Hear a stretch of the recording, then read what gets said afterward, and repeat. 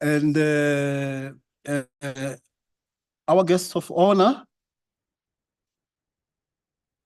and a tribune of our people, you know, tribune of the masses, champion of our people, hero of our people, Tembeka, Mugai Toby, you know, who best, you know, with a dazzling wattage, about 8 years ago, at least speaking for myself, that's when I first encountered him. He was litigating against Zuma, you know, the criminality of the Zuma administration. That's when we first met him. And you know, a meteor, you know, it streaks across the sky and then it disappears. This brother here hasn't disappeared. He's still in our midst. And this republic still reposes its trust in him. When the times are hard, we say, we summon Tembeka. Tumelu Tembeka. It is my distinct pleasure to meet you, brother. I'm seeing you for the first time, you know. And I salute, you know, the Mistra executives that are here, the board members of Mistra, distinguished guests, brothers and sisters. It gives me great pleasure to welcome you to the Mistra annual lecture, a lecture that has become a fixture of excellence in our ideational calendar. You know, last year we had Professor Marwala, who used to be the chieftain of this place. And the year before we had some Chinese scholar. You know, I forgot his name, Joel. Whatever. All I remember, he said something that will never escape me. He says the economy is power, you know. The economy is power. You know, when China had been ravaged to smithereens by the Cultural Revolution, what did China do? It caused it up to the West, you know, and built its economy. You know what Deng Xiaoping characterized as hide your strength and bide your time. And today, China, almost 30 years later, the second biggest economic power in the world. It can what's the word? It can project its geopolitical power against anyone. You know, and it does so because it's got this strong economy, where it's got a strong culture, you know, hegemonic culture and all of that. So I think, you know, it should be our aspiration that in the fullness of time, Joel, we should be in that position as well, where we have such a strong economy that we can thumb our nose at everyone, as we did in Gaza. With Tembeka and Lugai Toby. I'll introduce him later, I mean, in total, you know, but for now, I want to invite Professor Mbedi, the Vice Chancellor of this university, to open up for us. Thank you, sir.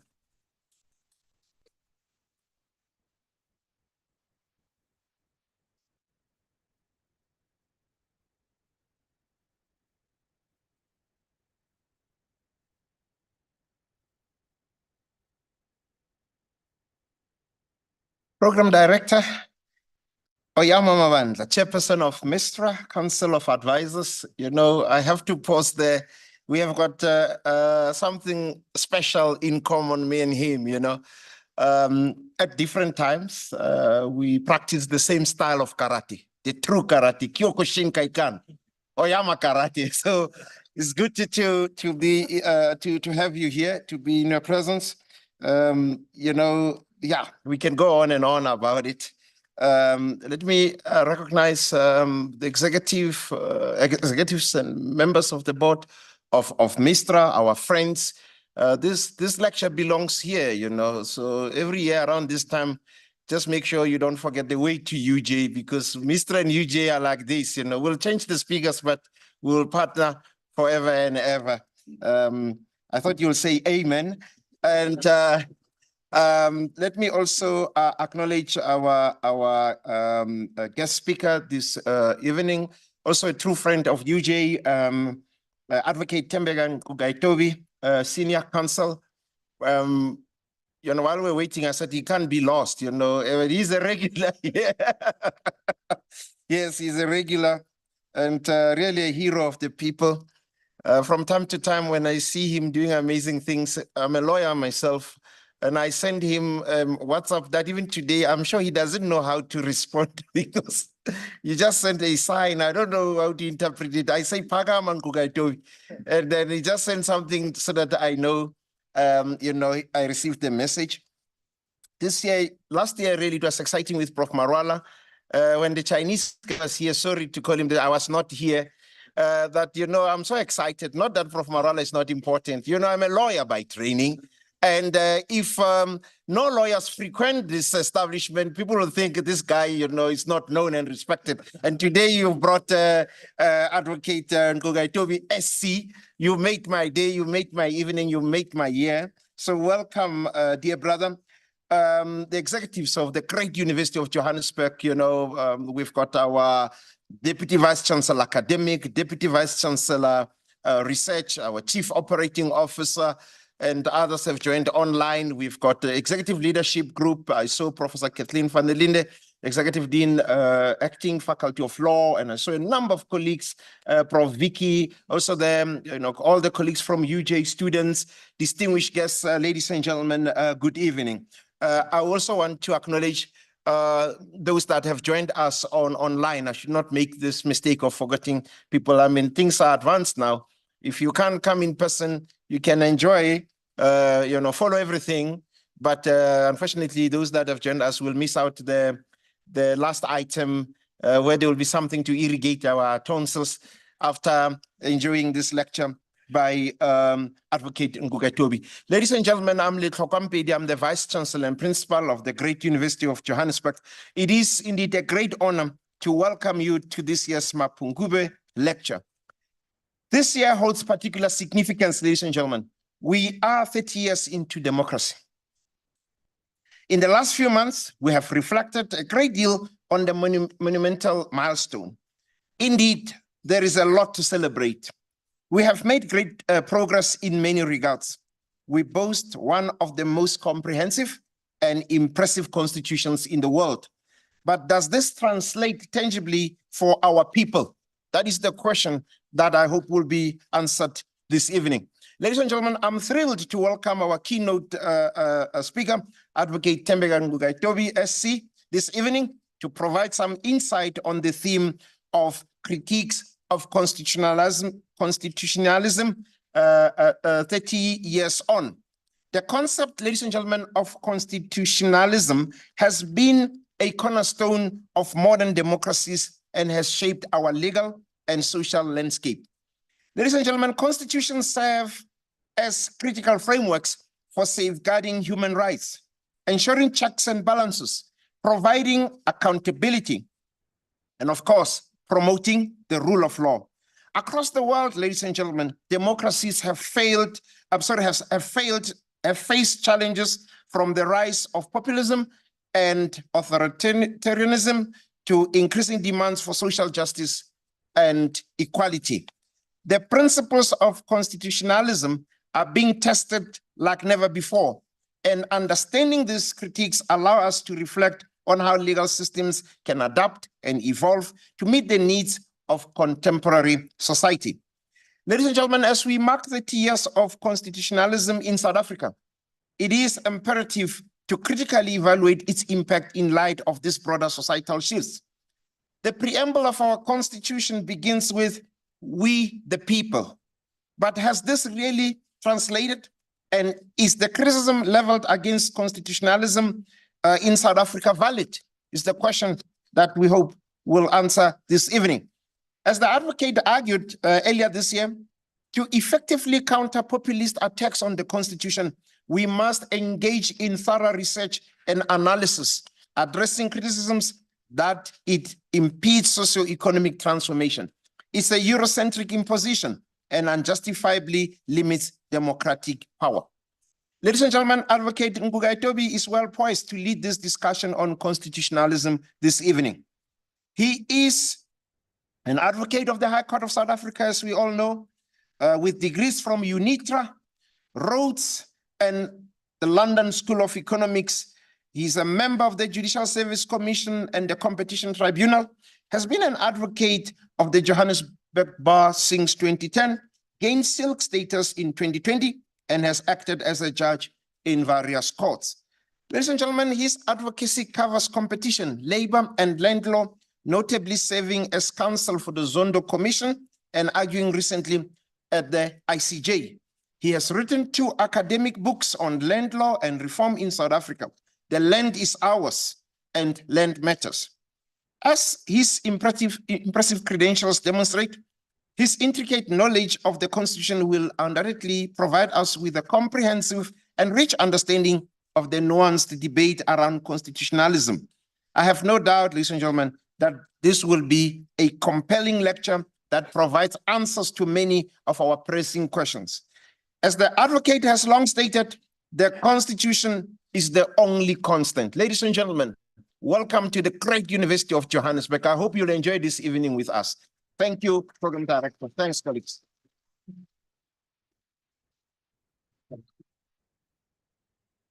Ladies and gentlemen, brothers and sisters, I also want to salute those who are joining us online. I did not acknowledge them. Professor Mbedi has already introduced, you know. So I will not bore you with that. In fact, I'd hoped that Joel and I could actually sing a song that we used to sing a long time ago. Joel, you remember the song? Zebra tumelu tabingwa. Do you know that song? You're Joel. Zebra tumelu tabingwa. Tumelu tabingwa. Tabingwa chelu ngom. Ngoma chelu Smith utizwe saltata. Tumelu tabingwa ya. So this song actually, when I was assigned this august role of introducing Advocate Ngugai Toby and to be your program director tonight, this song just impaled my consciousness. It just came from somewhere, and I said, I'm gonna sing this song, you know, even though I'm vocally wounded. And I had hoped Joel would join me because Joel knows where this song is from. By the way, Temberga, my young brother, this song is what catalyzed the Toy Toy. You know, the Toy Toy, its genesis, its locus comes from this song. So when they would sing this song, then they would do other things. I'm not going to do them today. That belongs to Peter Mkaba, not at an august institution like this. However, without much ado, I'm going to say, Tumelu Tembeka. Tumelu Tembeka. Tumelu Tembeka. Well, my problem is not just being vocally challenged, but it is also a problem of language. I would probably sing in Xhosa, but not in Shona. Oh, it's Ndebele, so that's even worse, you know. Just shows my limitations. So thank you. I'm very pleased to be here, and thank you, Professor Mpedi. Professor George Mpedi, the clock Mpedi. Yes. Okay, the clock George Mpedi. All right. Yeah. Okay. And I have known each other for I don't know now for more than 10 years. Yeah. When I think he used to be Dean of Law. That's right. Yeah, you know, so and he used to write in social welfare. Yeah. Prolific scholar there, so we've been friends since. And I'm also pleased that I've been asked by the Mapungubwe Institute. I've always looked at this institute with a lot of admiration in relation to the role that it played at its foundation and the role that it continues to play, this role of a sort of critical analysis of the problems of the day and how to approach them. So I'm pleased that my hosts are both the University of Johannesburg.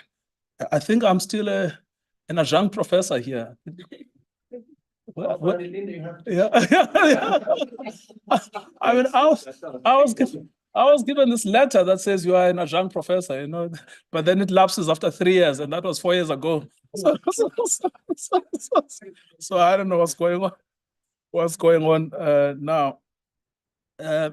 So this evening's exchanges is something I look forward to. Tonight's lecture is entitled Constitutionalism and its Malcontents. I propose to defend the Constitution despite its critiques and imperfections. And in doing so, I shall address 4 themes: history, inequality, representation, and the place of the judiciary. Constitutionalism is a unique idea, more so in a democracy.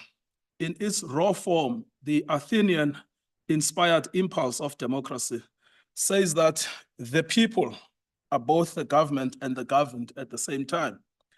As desirable as this idea, it is only an ideal, never in fact the lived reality of many.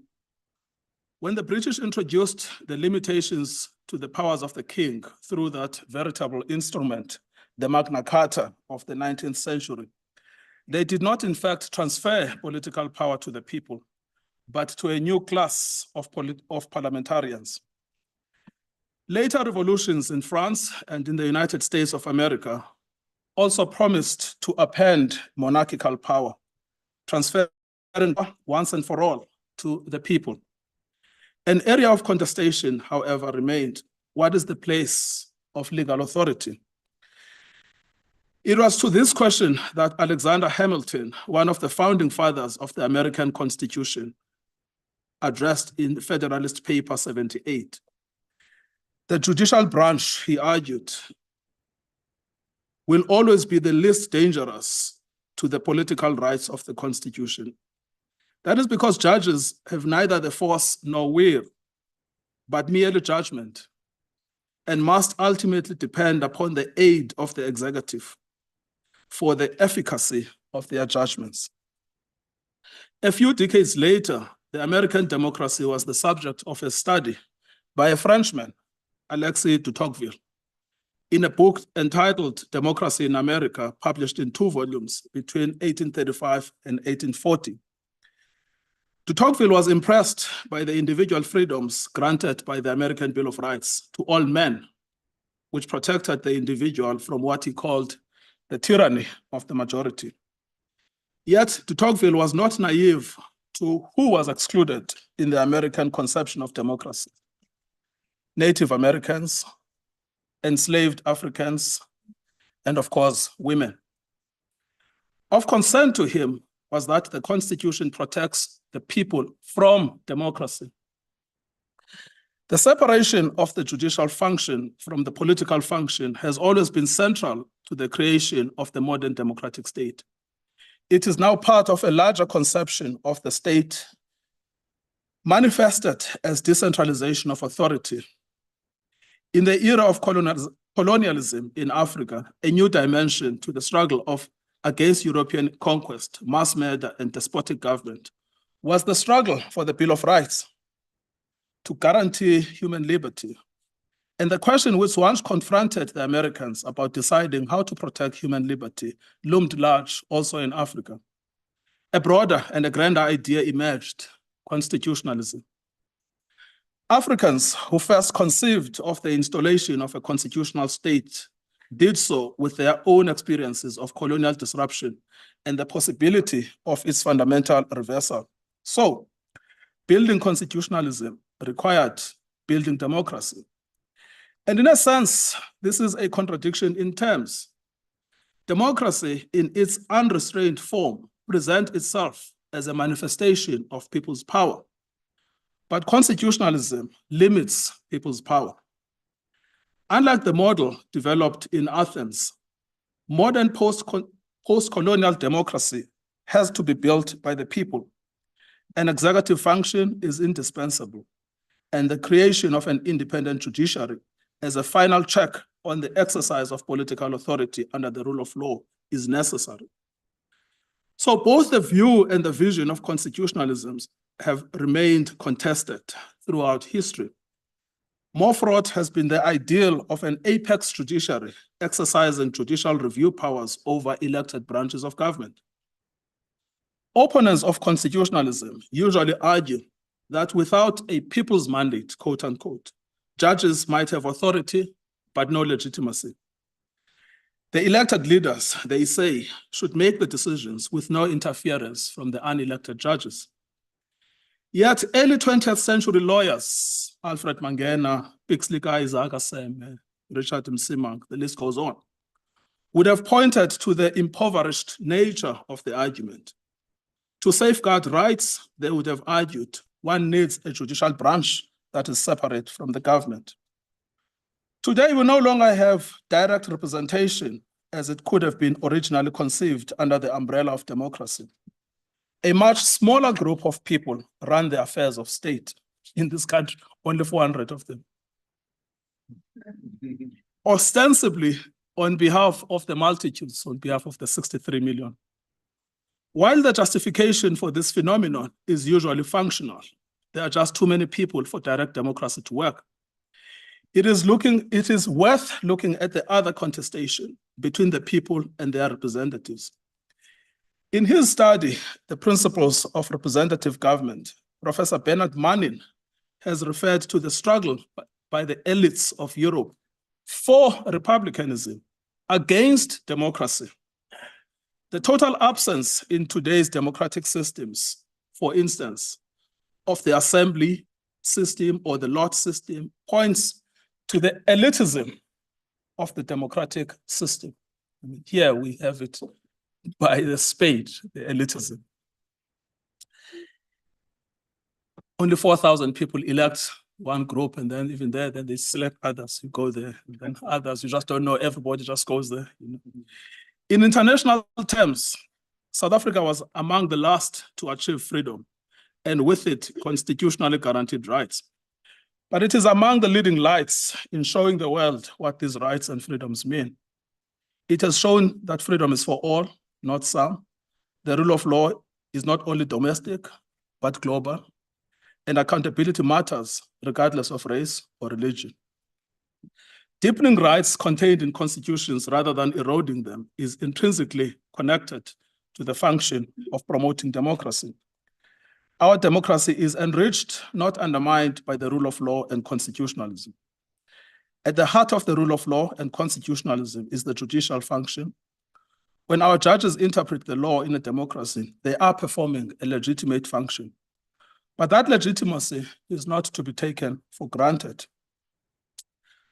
So this is why tonight I have decided to speak about the malcontents of constitutionalism. First, on definitions. By constitutionalism, I refer generally to a written text, not always, but generally, which establishes a system of government based on universal franchise and characterized by the supremacy of the Constitution, enforced by an independent judiciary, underpinned by the rule of law and social equality. To speak meaningfully about constitutionalism in South Africa, the history of the idea is necessary. I do this because it has become common these days to hear of the notion that the Constitution is an imposition from outside. We once lauded this Constitution for its promise, but we have betrayed it in the last 30 years. In its preamble, the Constitution recognized the injustices of the past, and it undertook to correct them. What are these injustices? Where does the Constitution come from? What are its founding influences? Why should we stand by it, even as the political class seeks to destroy it? I believe that the reason lies in the history of the idea of the Constitution itself. An enduring feature of the dream of the founders of the African National Congress, sorry to say, but it was them, was to end racial inequality. This had to be achieved through the Bill of Rights. Hence, in 1923, the ANC adopted the first Bill of Rights for South Africa. Ironically, this document incorporated the vision of equality espoused by the colonialist Cecil John Rhodes under the slogan, equality of rights for every civilized man south of the Zambezi. The adoption by the ANC of the 1923 Bill of Rights was a profound moment. Some 5 years earlier, in 1918, under the guidance of one of its most able sons, Richard Msimang, the ANC had adopted its own constitution. As testament to his commitment to constitutional government, by the late 1930s, Msimang would be described as a real constitutionalist, quote unquote. The constitution of the ANC, adopted in 1918, was a model for a future South Africa. It borrowed the Westminster style of government, comprising the executive and the parliament, which included a Senate, drawn from chiefs and traditional leaders. The ideas of a constitution and equality remained part of the folklore of the ANC for much of its early 20th century thinking. Aggressive Afrikaner nationalism had become the order of the day from the 1920s. And what this meant was a hegemony of white views as the Afrikaners sought to impose their language and culture and promote their economic position. Africans were not forgotten as such, but they were not treated as autonomous political actors, but subjects of political control and economic exploitation. There was also consolidation of capitalism. But there was also an emerging Black professional strata of teachers, doctors, lawyers, journalists, and businessmen. The dream that inspired the founding of the ANC lived on, even as the ANC organizationally faltered to near extinction during the disastrous presidency of Pixlika Isakasem between 1930 and 1937, as noted by Dr. Ngulunga in his book, The Man Who Founded the ANC. I thought he was coming here. The Second World War of 1939, taking place primarily in Europe, gave a fresh, although deceptive, impetus to the possibility of African freedom. The Atlantic Charter of 1941, drawn between the British and the Americans as a vision of the post-World War European society, gave Africans a temporary hope that freedom was coming. The main idea of the Atlantic Charter was self-determination. Sir Winston Churchill, the Prime Minister of the United Kingdom, was a key proponent of the Atlantic Charter. He was keen to extend its reach to all European societies liberated from Nazi rule. But here at home in South Africa, one of the most thoughtful men of the time was Dr. Alfred Bitini Uma.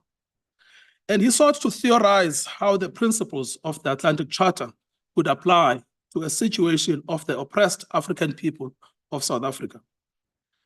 Uma's vision led to the preparation of the African Claims document, in which a statement of the Bill of Rights for Africans was contained. Although much more expansive than any document that had been produced by the ANC before, the Africans' claims continued the tradition of commitment to constitutional government, the Bill of Rights, and the principle of equality, which were foundational to the ANC from 1912. The African Claims document was produced in 1943 as a vision for a future South Africa. Voting would be extended to all adults. There would be a right to vote and to be elected in parliament, provincial councils, and other representative institutions for all. The courts would dispense equal justice to all. There would be freedom of movement and residence. Restrictive laws, such as the Natives Land Act, would be scrapped. There would be the right to freedom of the press. There would be sanctity and inviolability of the home and every family. Everyone could own, buy, hire, lease, and occupy land without any restrictions. There would be a right to engage in any occupation, trade, or profession without discrimination. Employment in the public service would be open to all. Every child would have the right to a free and compulsory education. Every child would be entitled to admission to technical schools, universities, and other institutions of higher learning. There would be equal pay for equal work and equal opportunity. Unfair policies and practices in employment would be abolished. I've decided to set this out expansively in order to draw the comparison between the vision of 1943 and the Constitution of 1994. Yet, by 1948, there was a counter-hegemonic force. The National Party was elected into power. D.F. Malan was explicit in articulating the idea of apartheid as the foundational policy of the state. Tonight, however, is not the night to speak about the National Party. At the December 1949 conference, the ANC adopted a program to confront the whites-only government head-on. This was an outcome of an internal agitation by the newly established ANC Youth League, which had become impatient with what they referred to as telegrams, deputations, and delegations. In fact, in that conference, Dr. James Moroka, with the support of the Youth League, roundly defeated Dr. Alfred Bitini Puma, probably the best president the ANC ever had. Sorry, Joe. The program of action promised something more direct, the desire to achieve national freedom. By that, they meant the attainment of political independence. This would mean the end of segregation, apartheid, trusteeship, or white leadership. The demand was for direct representation, and the demand was to end all racial segregation. Neither the 1943 Africans' claims nor the 1949 Program of Action have been as popular as the Freedom Charter of 1955. Yet the Charter's spirit lies in the Africans' claims. The most important declaration of the Freedom Charter is that South Africa belongs to all who live in it, black and white, and that no government can justly claim authority unless it is based on the will of the people. This was the proposal of the African Bill of Rights, flowing from the 1923 Bill of Rights, itself a founding idea of the ANC. And the Freedom Charter has weathered many political storms. The idea of the Charter, contrary to popular belief, was first mooted at the 1953 conference of the ANC held in Queenstown by Professor Z.K. Matthews, who was a lecturer and principal at the University College of Fort Hare. You see, not everything comes from white people. By the end of that conference, a formal resolution was passed to create a Congress of the People, to draw up inter alia a Freedom Charter or constitution embodying a vision of the future South Africa, as we in Congress see it. Professor Matthews did not attend the Congress of the People in Kliptown in June 1955 because the students at Fort Hare, where he was a principal, were on strike at that time. He was one of the accused of the treason trial in 1956, becoming an articulate spokesperson and presenting a strong defense of the Freedom Charter, where he denied that the Charter is a communist document. Communists did not form the Charter, it was formed by the Africans. For Matthews, the Charter was an extension of the Africans' claims. Its role was to refine the Africans' claims and to explain the conditions of government in a free, united, and democratic South Africa. As to its content, the Charter repeated many of the statements of rights contained in the Africans' claims. Unlike the Africans' claims, which placed emphasis on individual liberties, the Charter's prime occupation was the economic sphere, proclaiming that the national wealth of our country, the heritage of all South Africans, shall be restored to the people. The mineral wealth beneath the soil, the banks and monopoly industry shall be transferred to the ownership of the people as a whole. Industry and trade would be controlled to assist the well-being of the people. The land would be redivided amongst those who work it. There would be work and security. Men and women of all races would receive equal pay for equal work. The Charter promised houses, security, and comfort, and to use unused housing space for homeless people. It would provide free medical care and hospitalization to all people, with special care for mothers and young children. Slums would be demolished and new suburbs with transport, roads, lighting, playing fields, creches, and social centers built. Orphans, the aged, the disabled, and the sick would be cared for by the state.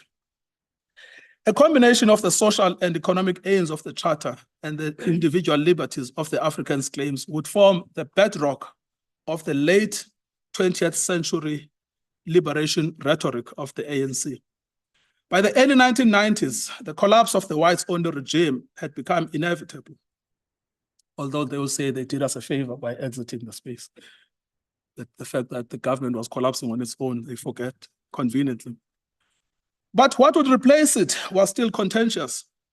For its part, the ANC returned to its roots and rekindled the spirit of the Constitution, the spirit of the Bill of Rights, the spirit of universal franchise, a government based on the will of the people and a commitment to social and economic justice. These ideas would then be the epicenter of the new constitutional vision. But more still had to be done. The political power of the majority would be constrained by the power of the law. A new idea of constitutional supremacy entered the lexicon of the ANC. This was not hard to embrace, even as communist dogma had some influence in some of the policies of the time. Experiences of unrestrained despotic white power under apartheid were still fresh in the imagination of the men of the movement. Although the judges were unelected, they were seen as an essential check on the power of elected government. I can ask now the first of the questions which I intended to ask in this lecture. One of the most important ideas in the Constitution is equality. In simple terms, the Constitution intends to end inequality. Inequality in turn manifests in different forms, including race, gender, economic, social, and cultural. Racism and inequality are therefore inextricably bound. In 2018, the World Bank noted that South Africa is the most unequal society in the world, with 76% of the population living in poverty. 30% of the population is chronically poor. An overwhelming number of those classified as non-poor face the risk of slipping into the chronically poor category. Race, gender, and income disparity explain the depth of South Africa's inequality. Africans are at the highest risk of being poor. Children, large families, and people living in rural areas are especially vulnerable to remaining impoverished for lengthy periods. Poverty is also gendered, concluded the World Bank. The incidence of poverty is higher, or perhaps highest, for African women. Most municipalities in the 20 poorest local municipalities are in the Eastern Cape, Limpopo, and KwaZulu-Natal. So poverty also has a geographic location. Of these, the 10 poorest municipalities are in the former homelands, thus highlighting the enduring legacy of apartheid. We have become accustomed to the notion that education will end poverty. That's certainly what my mother believed. This was the idea behind universalizing access to education, which has meant that an incredible number of Black children have access to both secondary and university education. The hope is that education will take us out of poverty. But the World Bank has shown that while education can contribute to poverty reduction, it is asset distribution that is a stronger indicator of who is poor and who is not. This is what they said. For the poor, the financial assets represent 36% of total assets, while among the rich, financial assets represent 75%. Furthermore, ownership of financial assets features prominently among the factors that influence wealth inequality. What this means is that we do not need education instead of redistribution. To make a decisive break with the trappings of the past, we need both. The future for the poor is also bleak, according to the World Bank. That is because wealth and poverty transfer across generations. At least a third of all children born to very poor parents will likely remain poor themselves, while children of rich parents will likely become rich. So wealth calcifies at the top and does not automatically trickle down. Since generally whites are at the top and Africans at the bottom of the economic ladder, the calcification of wealth means the continuation of white wealth and Black poverty, unless there is a fundamental reorganization of the economic structures which changes the paradigm, in favor of poor Black South Africans. Not only do we face a crisis of inequality, recent data shows a regression from the initial achievements of the first decade of democracy.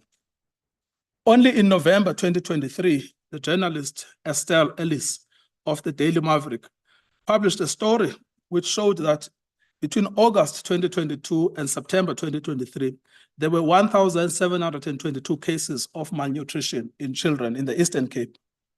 Of these malnourished children, 101 had died, as did another 13 who were diagnosed with moderate to severe acute malnutrition. There were also thousands more who presented with symptoms of malnutrition. If the data from Daily Maverick is to be perceived as anecdotal, it is also confirmed by the South African Human Rights Commission, which reported in 2022 that at least 25% of children born in the Eastern Cape are stunted. The problem of lack of access to food is slow violence. It is also structural because we live in a country of plenty. In a country of massive food wastage, it is violent because we can end malnutrition, but we have children dying of hunger and starvation. Unlike the malnourished children of the Eastern Cape, many of us have a lot more. This is why it is fair to refer to it as structural violence. It's deliberate violence on the poor. Of course, this is not the full story. Sambi Blanche argued that one of the most remarkable developments in the first years of the democratic state has been the enrichment of the top 20% of African households and the simultaneous impoverishment of the bottom 40%.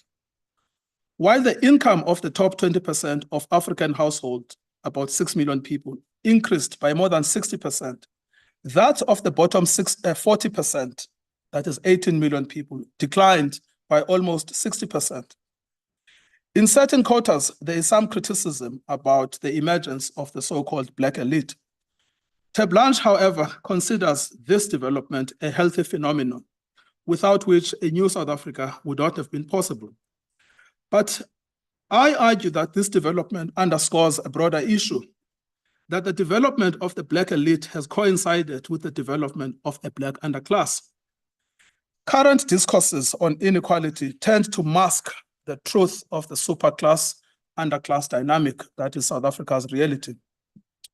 While the evidence of a causal connection, or what in law we call causal nexus, between these two phenomena is unclear, they can both be seen as byproducts of societal transformation. The upward mobility of some Black people is explained by the shift in political power from white minority rule to a representative government, which opened the possibilities of social and economic advancement where they previously did not exist. The explanation, however, for the deterioration in the living standards of the Black underclass presents certain complexities. It can be explained by apartheid racism or its endurance. Governmental and institutional collapse, we've seen a lot of evidence on this. A stagnant economy, unable to produce sustainable employment opportunities, and quite frankly, the indifference of the emerging Black elite towards the plight of the poor. These factors combined appear to have entrenched the poverty of the Black underclass. The larger point, however, remains, we are in a crisis of inequality. We have a constitution which promotes equality, but a society which has produced inequality. We have a pro-poor constitution producing anti-poor outcomes. I do not know why this is so, but it is the most important question for constitutionalists like myself. I think the problem lies in part in a restrictive interpretation of the Constitution as an instrument to regulate public affairs and social relations, but never an instrument to regulate economic power. It is as if the economy operates outside the framework of the Constitution. The last major policy intervention by the ANC government in the sphere of economic equality was the Black Economic Empowerment legislation in 2003. But let us face it, Black economic empowerment has not addressed inequality. In fact, despite the claim in its preamble that the Act is intended to address economic inequality, the structure of the Act simply cannot solve the crisis of inequality. My point is that if we accept that the Constitution has a particular conception of society, being egalitarianism, then we must also accept the link between that society and the determinant economic structure. Therefore, what we are yet to contend with is what is the economic vision of the Constitution. An equal society cannot be founded on economic injustice. That is simply a contradiction in terms. There are many things that can be done to resolve the crisis of economic injustice. It is beyond the scope of this lecture to itemize them. My intention is to make the obvious point that the Constitution is a manifesto for economic justice. Therefore, the crisis of inequality is a crisis of constitutionalism. But it is only constitutionalism that can resolve inequality, not cheap, empty populist slogans. Constitutionalism faces another malcontent: judicial supremacy and a representative parliament.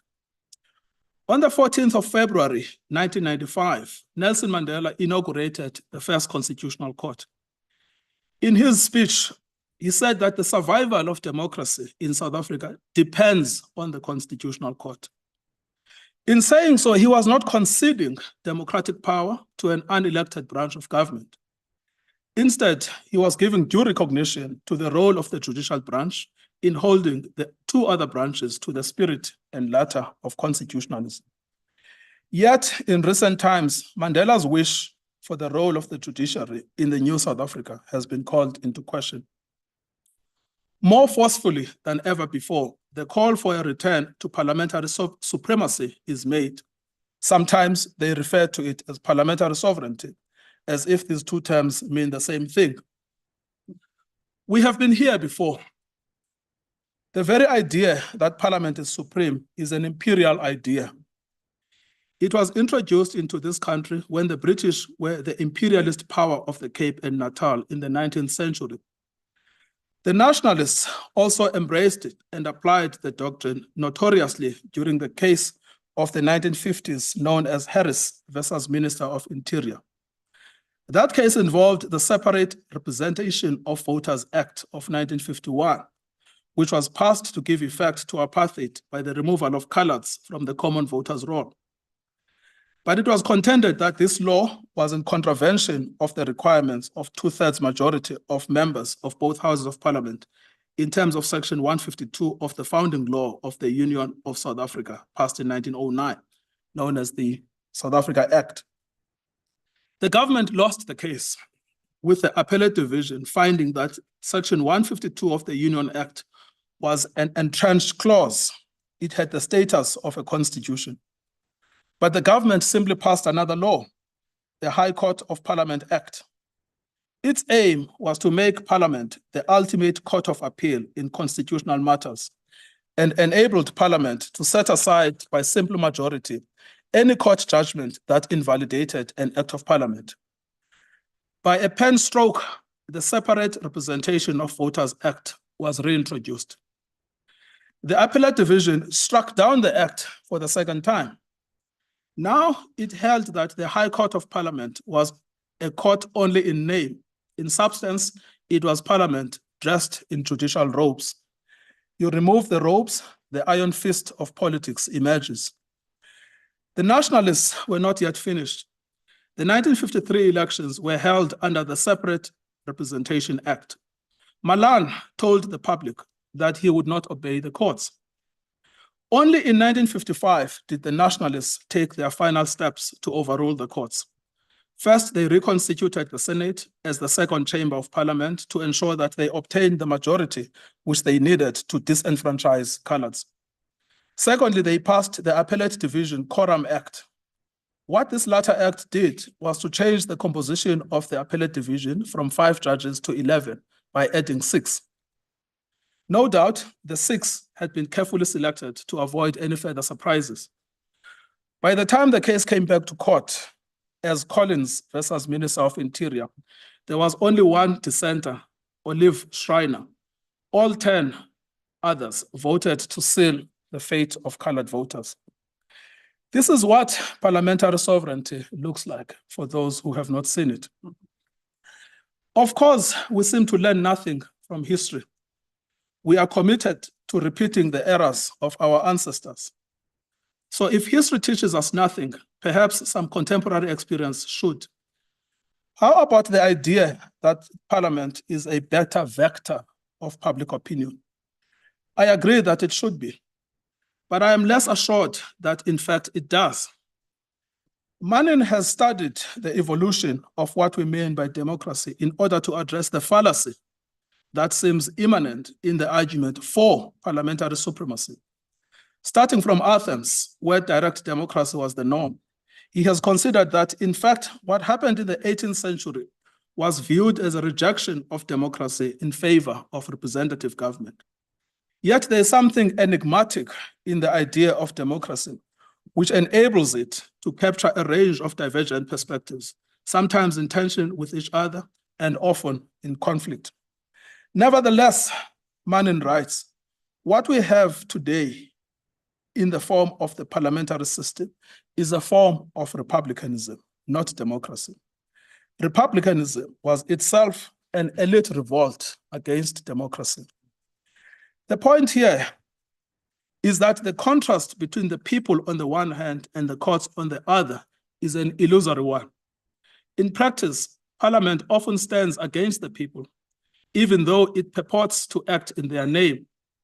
It is the courts who have often reminded parliamentarians that lawmaking is not a function of a select few, but a function of the multitudes. There are just too many cases to recount in this regard. And the party system has fared no better either. Rather than dismantle the elitism, the political party system has entrenched it. When the Constitution was adopted, it was hoped that the party system would produce an accountable, transparent, and responsive government. The electoral system was designed to favor political parties with this expectation in mind. Experiences now, some 30 years later, suggest that there was no justification to entrust political parties exclusively with holding political power in the first place. No reason, therefore, to silence the voices of Athens.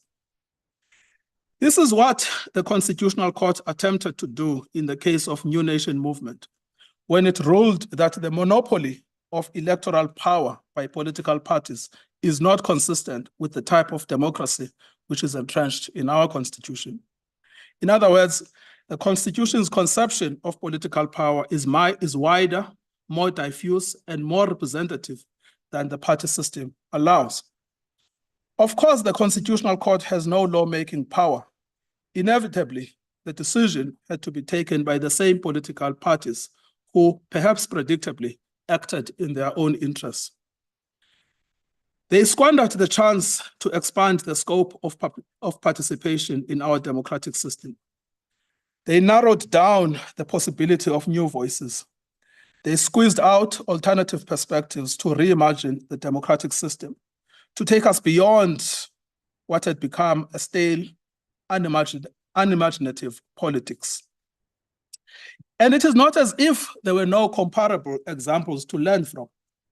A full constituency model had been recommended by Dr. Van Zyl-Slabbert, but it is clearly not serving the political elites.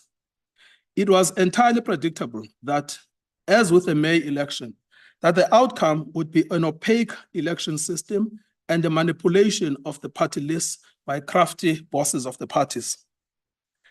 Things are not going to improve, I'm afraid to say. It seems that what is required to meet the demands of the New Nation Movement is a full recast of the electoral system to entrench the silent voices of Athens. A constituency model alongside a party list system carries the best prospect towards this end.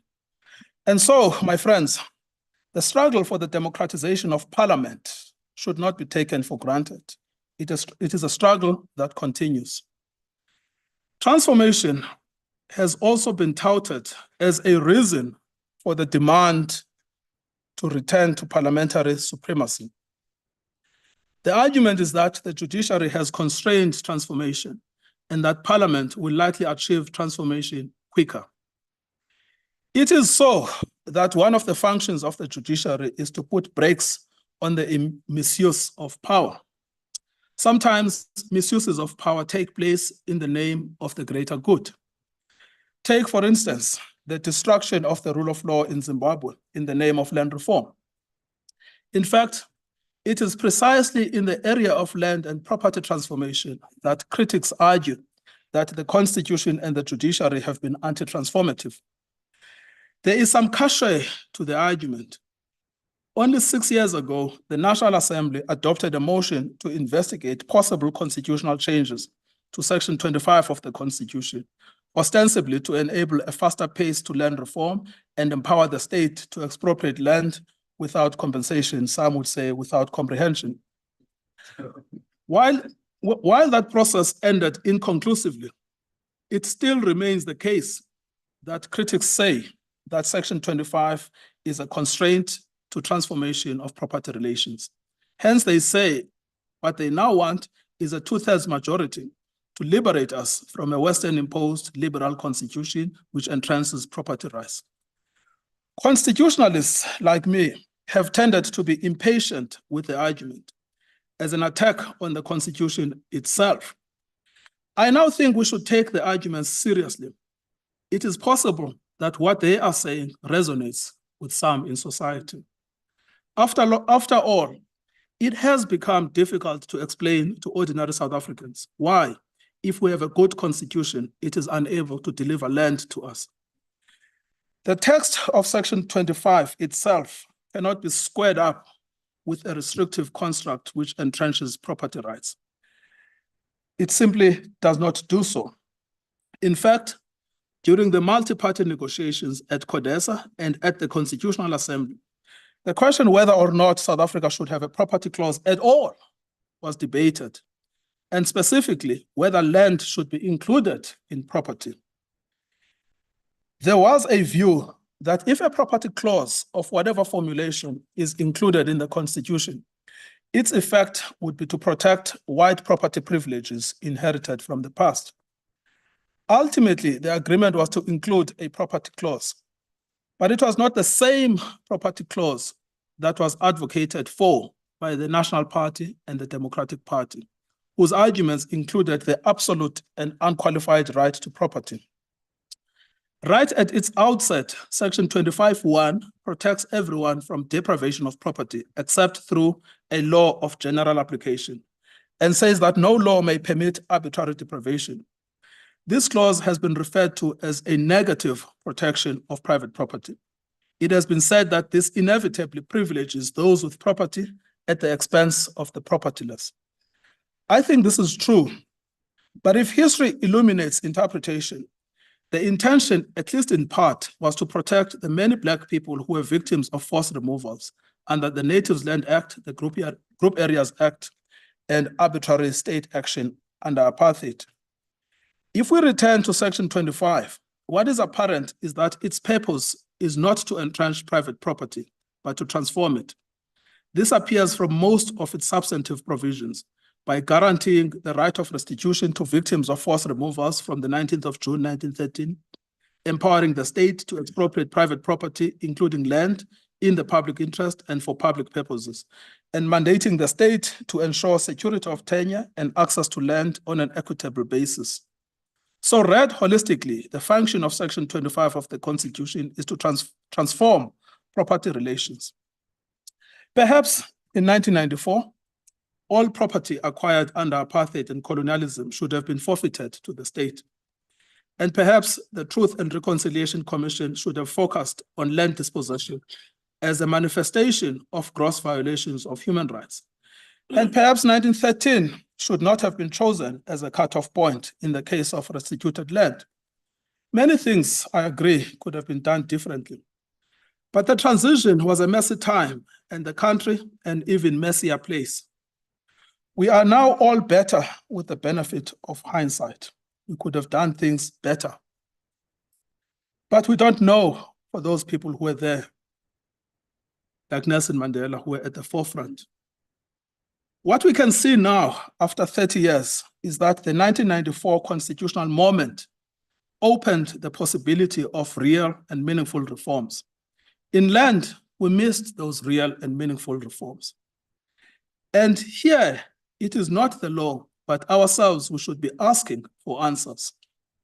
The recent suggestions about giving the land to the custody of traditional leaders or placing it under the state control simply prove the poverty of ideas that has permeated our political system. These ideas are presented as if they are African, as if in an African system, traditional leaders, quote unquote, own the land.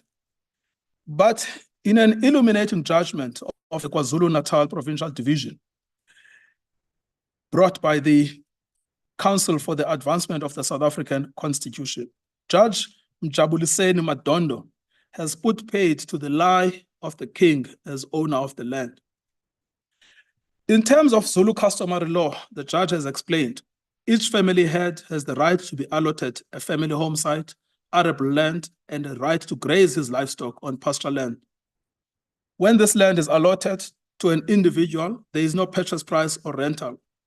Once allotted, the right to hold the land is sacrosanct in that it is inviolable and passes from generation to generation.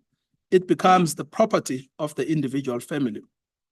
What this means is that no king, no traditional leader, no chief, no headman can interfere with the rights of an individual over the land. To argue then that our traditional system entrusts ownership of the land to the king is to distort true customary law. When the Constitution recognizes customary law, it does not intend to resuscitate colonial and apartheid versions of it, which increased the power of the chiefs and placed them above the people. Instead, it intends to empower the people so that they can exercise their own self-determination, sometimes against the chiefs. Forgive me, I am approaching the end. In chapter 1 of the Communist Manifesto, Friedrich Engels and Karl Marx write that all that is solid melts into air, all that is holy is profaned, and man is at last compelled to face with sober senses his real conditions of life and his relations with his kind. In 1994, we had Nelson Mandela to take the leadership to move the country from the crisis of apartheid, to chart a new path for the future. We did not have to do it ourselves. And to do this, Mandela did not need to know what the future would look like. And he did not need to know whether he would succeed or not. He also did not need to be free of doubt, just like his decision on the 16th of December, 1961, to form Umkhonto weSizwe. He did not know, nor did he need to know that Umkhonto weSizwe would be a success. Mandela now, if you know what I mean. Mandela is now no more. We are compelled to quote Engels and Marx, to face with sober senses our real conditions of life and our relations with our kind. For constitutionalism to survive, the Constitution itself must not only be a popular document, but it should be a living one too. But it is unable to be because of the widening gap between the ideal world which it describes and the expectations it promises on the one hand and the lived reality of many people. At first, there was optimism about the ability of the Constitution to deliver both on its potential and its promise. And then the optimism was replaced by disappointment and despair. Despair at the level of corruption that was eating away the fabric of the constitutional system, and the inability of the legal order to protect itself, unable to fight back, unable to protect the vulnerable. But I fear now that the initial disappointment and despair have been replaced by cynicism. The idea that it is everyone for himself. These days, many people shrug their shoulders or roll their eyes when they hear of another story of corruption. They also view voting as a charade, a performance, a spectacle. Nothing will change, they reason. This is why many have long abandoned the ritual of voting. Like them, I'm afraid I have no words of inspiration for you. I have no words of appeal to the cynical and the disappointed to return to the tent of constitutionalism. Constitutionalism has had its trials. It has had its tribulations. At first, it tried to live up to its promise, but in the long run, it has not been able to deliver on its economic promise. It has been abused by some. But I'm a constitutionalist nevertheless, despite its imperfections, its vulnerabilities, its apparent impotence in the face of raw power. I am yet to find a better system. In these days, where the promise of constitutionalism stands betrayed, it is easy to ask if constitutionalism is the problem. Yet, if we take a longer, wider historical trajectory, we can see that the preamble to our constitution was written in blood. Perhaps there is another way of maintaining faith in the idea and the ideal of constitutionalism. On 10 August 1836, Dr. John Philip, a missionary of the Cape, reported to the London Missionary Society that extensive districts of the Eastern Cape that were once occupied by large, happy pastoral race, the Khoi, were left without people, except the occasional white intruder, holding farms of 10,000 acres, enjoying what he referred to as the grim tranquility of empty land. He continued, quote, "If a traveler who had visited South Africa 25 years ago were to take his stand on the banks of the Sundays River and ask what had become of the natives whom he saw there in his former visit, if he would take his stand again on the Fish River and thus extend his views to Kafraria, he might ask the same question. And were he to take a second stand upon the Snow Mountain behind Graaff-Reinet, he would have had before him a country containing 40,000 square miles and ask, where were the various tribes that he saw there 25 years ago? No man could tell him where they were." John Philip did not have the language to describe what he saw, but it all sounds like the genocide of the Khoi. It had all of the hallmarks of it, wiping out an entire peoples. Perhaps keeping faith in the constitutional system is about a reminder of this forgotten genocide of the Khoi and the San people, of their land that was confiscated by violence, of an affirmation of their cattle that was stolen by European invaders. In this sense, at least, the Constitution is the living spirit of the children of the San and the Khoi, whose little skulls were smashed by the European invaders against the unforgiving rocks of the mountains of the Cape. When all is said and done, as the Constitution embodies, there are multiple and painful pasts. These are the injustices of the past to which it pays homage. Its founders knew of these injustices firsthand, yet their views were to confront injustice with justice, colonialism with constitutionalism. By recalling the African origins of constitutionalism, we can perhaps make sense of its promise. The Constitution can, and perhaps once again, play its redemptive role. It can become our book of redemption. It can be a gift from our ancestors, our heritage. It can help us navigate the treacherous terrain of our present uncertain times. It can help us contend with the despair and the cynicism. You see, we created the Constitution. It belongs to us. It is one of the things that are genuinely ours, the people of South Africa. It is ours, but having made it, now we must live it. Thank you. Yeah.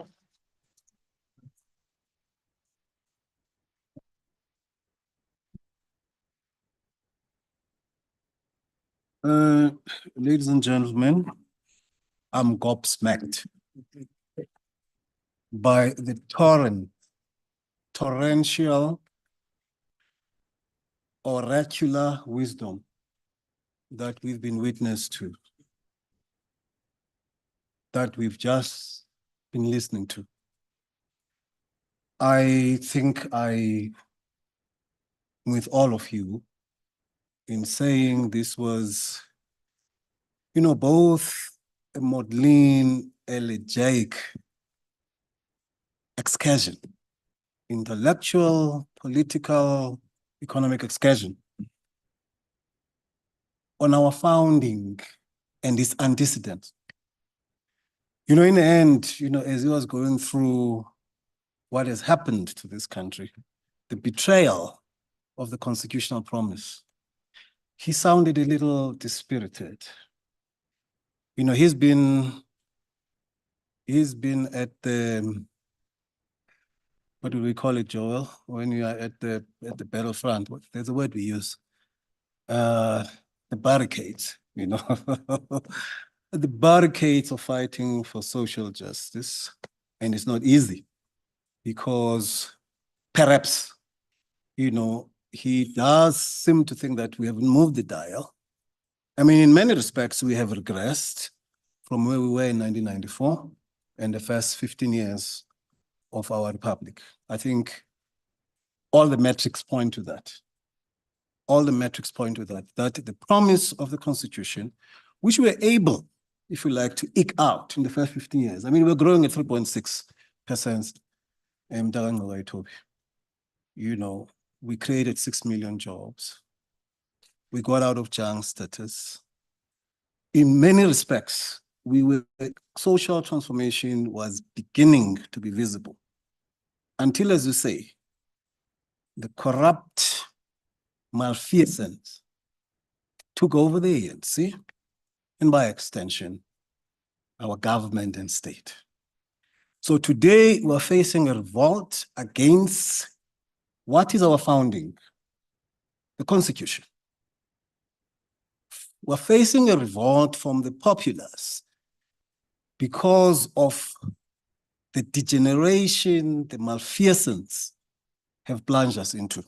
So now, suddenly, the Constitution is the enemy because people are not seeing any visible transformation of their lives in spite of this great document that is lauded the world over. So it is tantalizingly, it is tempting for people to say, let's toss the Constitution, let's junk the Constitution. And let's have parliamentary, sovereignty, let's have parliamentary supremacy. Why should the minority, Zuma said this, why should the minority be accorded any status, any voice, because we are the majority? This is the kind of populist nonsense that has been assaulting our democracy. And as he says, we don't seem to have answers to this nonsense because there's been no change. We thought when Zuma was defenestrated, a new dawn was going to be upon us. Instead, metrics show that the condition of our people is worse off in the last 5 years of the new dawn than when Zuma was in charge, perhaps exacerbated by COVID and all other things.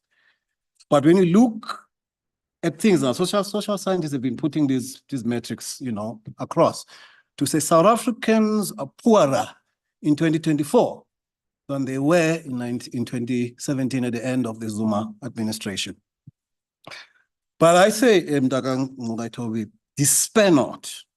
No one ever said this was going to be an easy odyssey. Madiba was in jail for how many years? The Madiba that they call a sellout was in jail for 27 years. His family was ravaged. He went into jail as a 44-year-old man. I think he was younger than you, Mogaito. I think they're older than 44. He came out a 71-year-old man. And he used the last years of his life to fight for this constitution that we're talking about, to give our people the promise of a new possibility. And it is that which we must defend now with our lives, with our ideation, with our intellection, with everything in our being. Recently, a call has been made that, after 30 years, surely it is time to ponder and reflect on where is our democracy? What is the state, the condition of our republic? And I think it's just told us, and I think we know that the state of our republic is broken. The spirit of our democracy is ailing. You know, they say only 39% of our people bother to turn out to vote. Only 39%. Maybe there could be some disputation, you know, around the numbers. But what is incontestable is that more people stayed at home than those who went to vote. Now, what does that say? I mean, that is a terrible indictment after only 30 years. And we do know when people lose faith in politics and voting as a lever for transformational change, what do? Oscar? They self-provide. They engage in violence and mayhem. And we know this is a very violent country.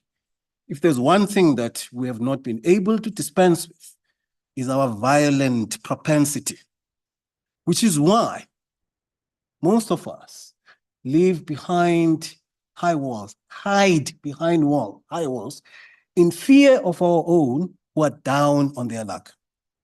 And the character of South African criminality is violent. You know, remember, Joel, the peer review mechanism when you were still in government by Professor Adideji.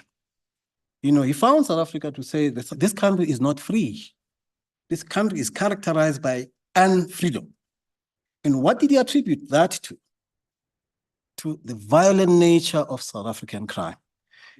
And if you have the levels of poverty, the levels of unemployment in this country, I mean, it is said now that 42% using the broader measure. Broader measure means those who are no longer looking for employment. Now, if you've got 42% unemployment in any society, especially as violent as ours, what do you expect? Violence, criminality, rape, all manner of social pathologies. But I'm saying, my younger brother, we need to engage in a national dialogue to examine the condition of our republic and find answers to our difficulties. And these difficulties, as you say correctly, are not going to be found by the political elites. 4,000 people who gather at Nazareth and actually effectively elect our president. It's going to have to be a bottoms-up, citizen-wide initiative of our people telling us, defining the South Africa we want, and what it is that has become a fetter to that dream. So I'm saying there is, Tembega, you know, it seems to me that's one thing we could try, you know, to reinvigorate the spirit of our democracy because it is broken.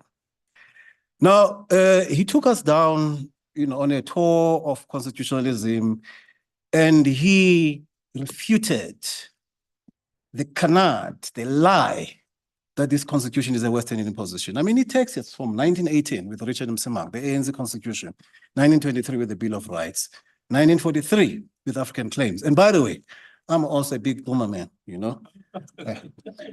And our chairman here at Mistra, Professor Vilngomo, knew, you know, A.B. Boomer, you know. I wish he was here, he could tell us more about him, you know. And another one called Peter Vunda, you know. So, and Peter, and in spite of his greatness, reviving a moribund ANC that had almost been destroyed by Pixlika Isaga Seme, his own founder. I wish Mulunga was here. Where is he? But what was his reward? Defenestration from office because the young Turks around Mandela, Sisulu and Tama found him insufficiently militant, you know. But this is what happens in politics. Thabo Mbeki, all the figures that I've enumerated here about the growth in the last 15 years, sorry, in the first 15 years, what was Thabo Mbeki's reward? Defenestration by his own party and actually humiliation. He was humiliatingly recalled from office before his time was over. This is sort of the political game. This is a political animal. It is unforgiving and it does strange things. But with that, I want to invite Professor Fritz Nganje, to come and engage with some of the things that Tembega, has shared with us. Thank you.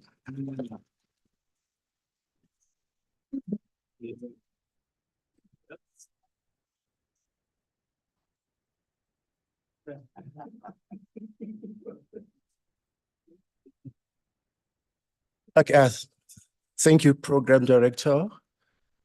Let me start by thanking Advocate Kukaitobi for the insightful lecture. Actually, everyone I spoke to about this lecture remarked that actually they did predict the quality and outcome of the lecture. And I think I speak for everyone that you did not disappoint. Thank you so much. And I think we should also thank the program director for the good response to the lecture. Yeah. So my task this evening is to transform the lecture into a dialogue. And so we'll open up without wasting any more time to questions. We do recognize that we have both an in-house audience and an audience online.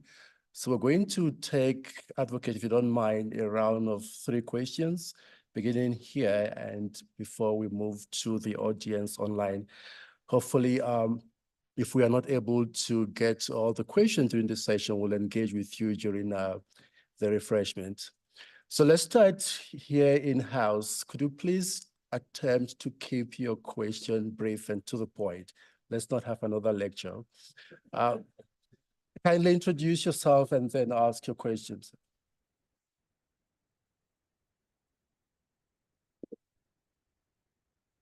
Thank you. Thank you.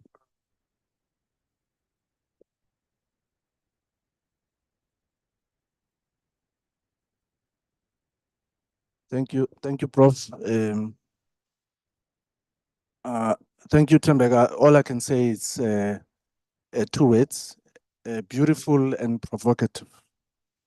And that was to be expected from you. There's a point I agree with you on. There's a point I disagree with you on. There's many points I agree with you on. There's many points I don't agree with you on. But I'm just going to limit them to 2 so that I don't waste time and afford other colleagues. My name is David Maimela. I used to be a researcher at Mistra.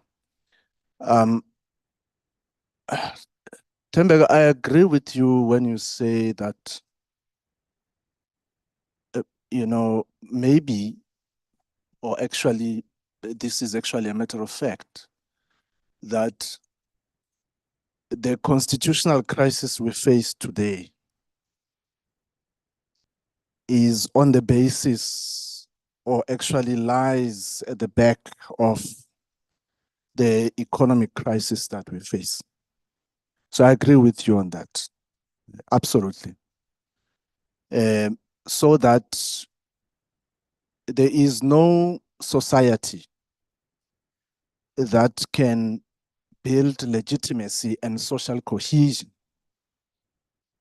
so much that people can observe and respect the law, the constitutional order, and so on, if their quality of life does not improve. So that's, you take the white racist state in South Africa. The reason why the minority or the smaller group of white population could see the white racist state as legitimate in their eyes, it was because it could deliver on the economic front. So I agree with you on that. So now the question then comes exactly at that whether you go to Japan, the Asian tigers, whether you go to China and so on, the bottom line is that all the states have to build their economic legitimacy, both in state and society, on the basis of economic success. Now, where I disagree with you on is on the political, on the political comment you made about your suggestion that maybe a constituency system can assist. I don't think so. I don't think so either, because I proceed from the premise that, society is organized around interests. Society is organized around interests. In the local government sphere, even with ward councillors, the people who actually win more wards are those that are organized under political parties, interestingly. And yet the people there at local government have the freedom to actually choose people from a constituency of their own. And I mean, I don't want to talk about the example of America. I study America more than I study South Africa, by the way. I don't want to talk about the example of America, which pretends to be a two-party state when actually it's one-party state with two factions.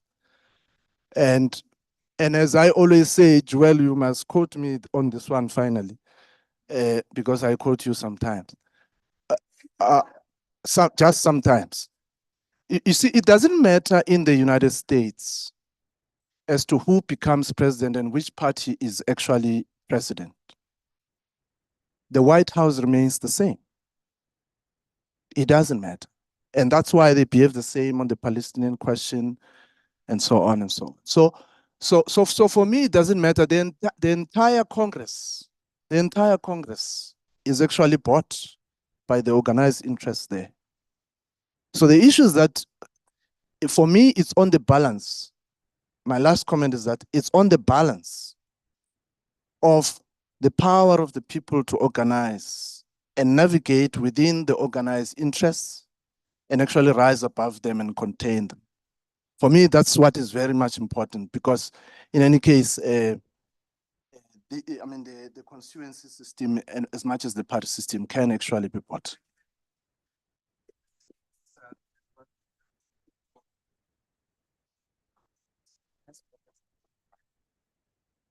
Thank you so much. My name is Sanjay Chabalala. I just want to really appreciate the lecture and how you mentioned children's rights. And I think my question has to do with what do you think is the socioeconomic remedies towards really seeing a better enforcement of children's rights in South Africa? I know we are quite advanced in terms of legislating a lot of the instruments that are there to protect and advance children's rights, but I think we're more and more seeing that because they don't vote and because their voices are limited, there isn't really a fair enjoyment of those rights, even though those instruments are there. And I think also to highlight that today, what we saw in Katlehong, I'm not sure if it's today or yesterday, but I think children as activists, I'd just like to know from your point of view, how do we see children as citizens with power? And I'd just like to know your thoughts on that. Thank you. Thanks, Chair. Tembeka, thank you very much for a thought-provoking input. What I want to ask is, a few years ago, Mistra, at one annual lectures, we invited the Deputy Chief Justice, Msoneke, to deliver the lecture. And one of the profound points he made is, in his almost more than 20 years of being at the apex court, not once was a matter on the land question brought to the Constitutional Court, not even where it was where the state wanted to appropriate without compensation, etc. And so he concluded by saying, either you're doing everything absolutely right or you're doing absolutely nothing with regards to the land question.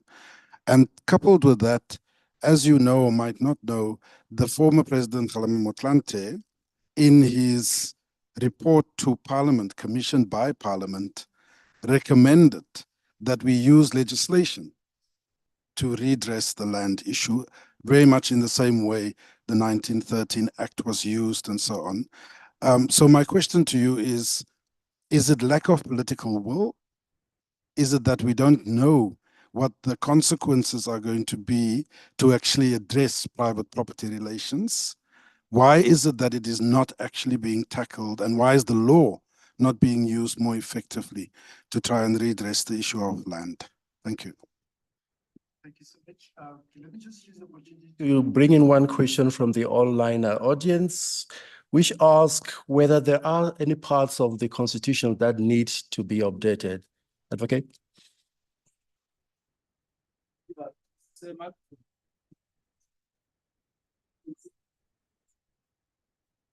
Yeah, I mean, it always happens like this, I don't have the answers, you know what I mean? You know, so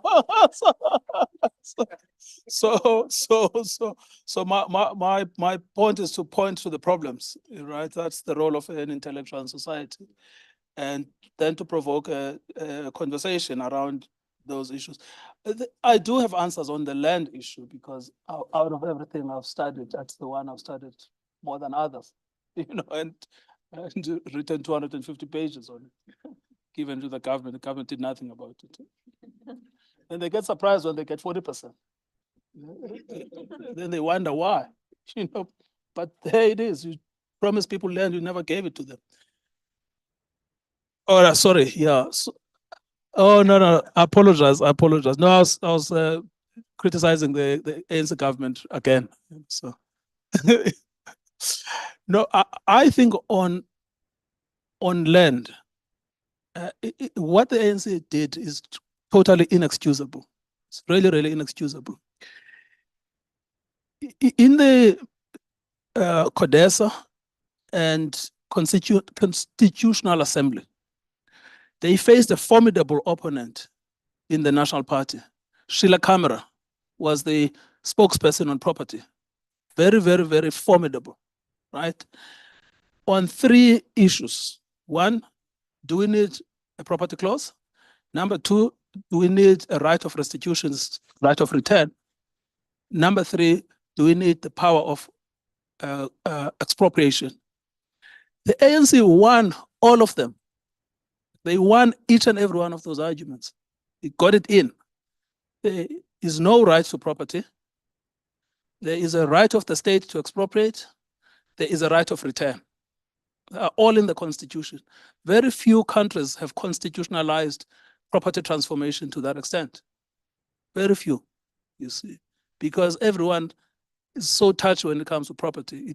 Property is almost perceived as an extension of yourself, perceived in the same category as a freedom of speech, but it is not, because property is an external thing to a human, but it's a human right, you know. So now, after they won this discussion, they won everything.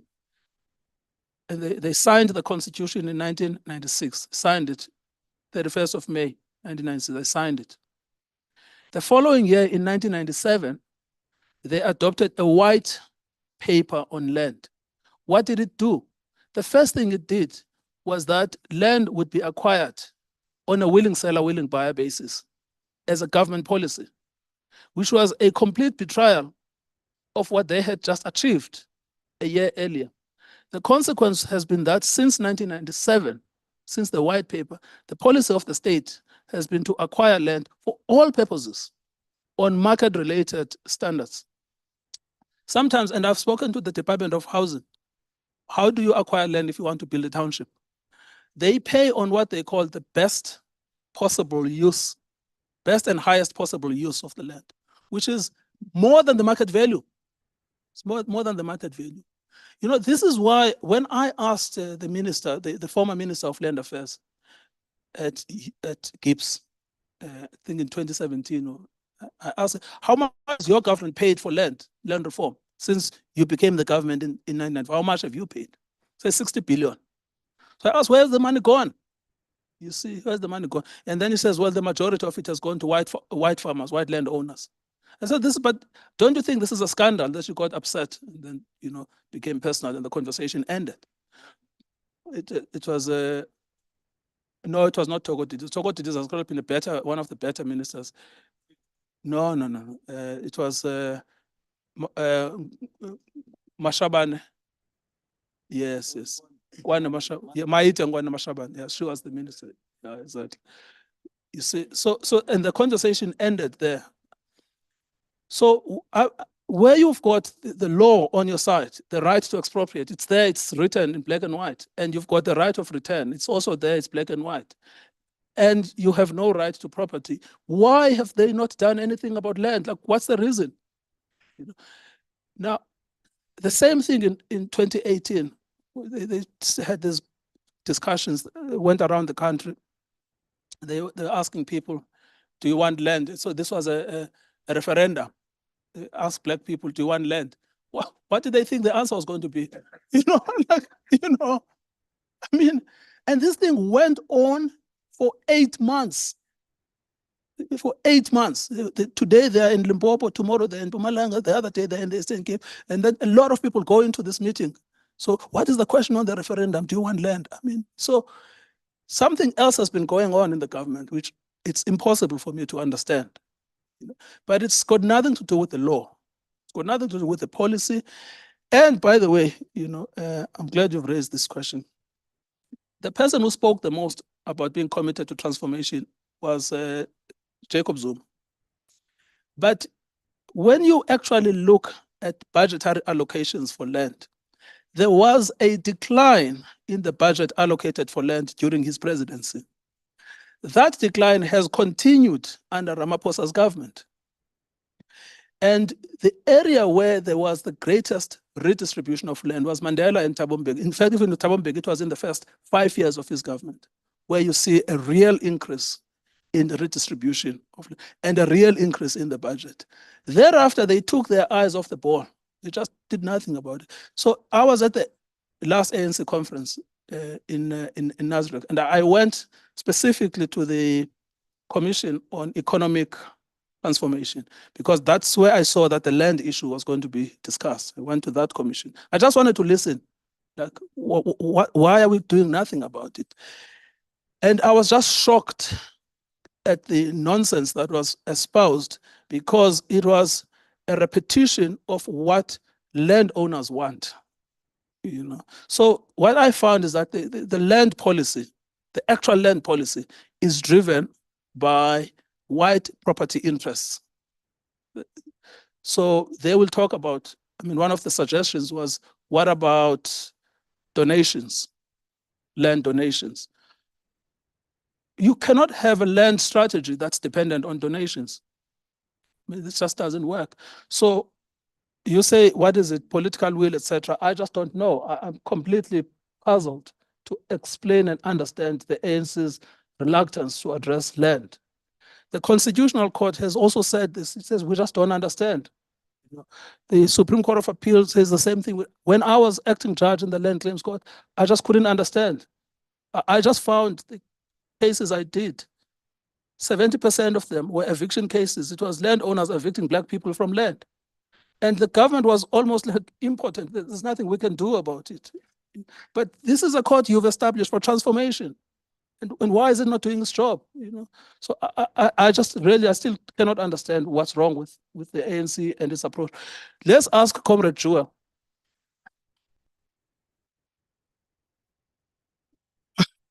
Because I speak as an outsider. I really speak as an outsider, just completely puzzled at why have these people behaved like this? It's just impossible for me to understand. What I have seen in the Eastern Cape, they do have a land redistribution program. The problem has been recorded in a report published by the UWC outfit, where they say that the beneficiaries, they call this elite capture. Beneficiaries of land reform are people that are politically connected, or they have families working there, etc. They're not real farmers, they're part-time farming. They go there on a weekend and they throw a big part, but they're not really farmers, And those are the people that are really at the forefront. And that is also confirmed by the report by the SIU. I quoted that report in my book, the SIU, which showed 1 in every 4 land claims is corrupt. 1 in every 4 land claims is corrupt. It's astonishing. 25% of all land claims are corrupt. Figures are just astonishing.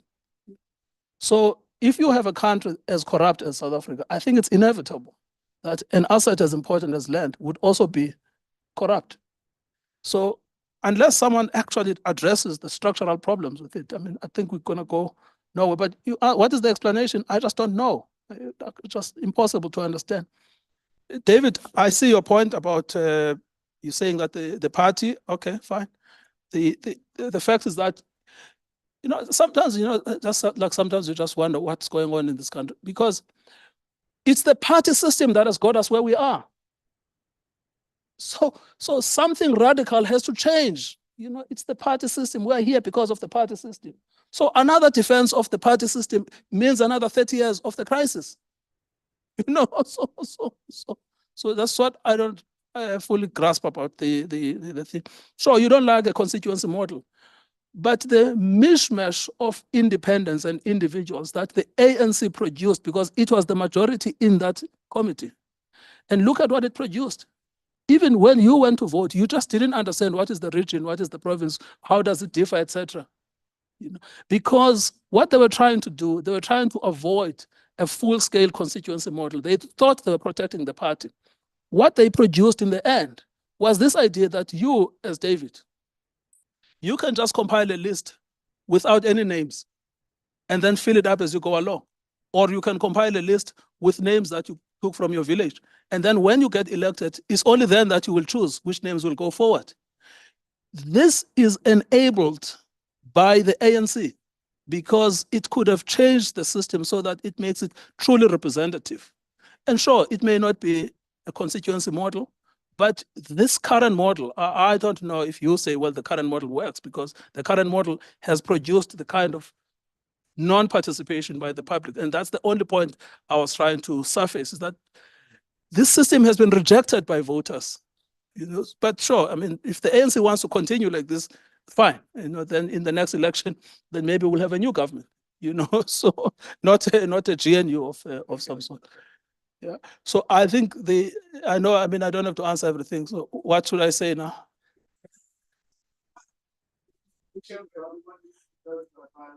The children's rights. Yeah. I don't know what needs to be done, but what I do think is a problem is what is going on right now. Other countries have got different models, by the way. We do have it even here. Children's parliament, that's another model.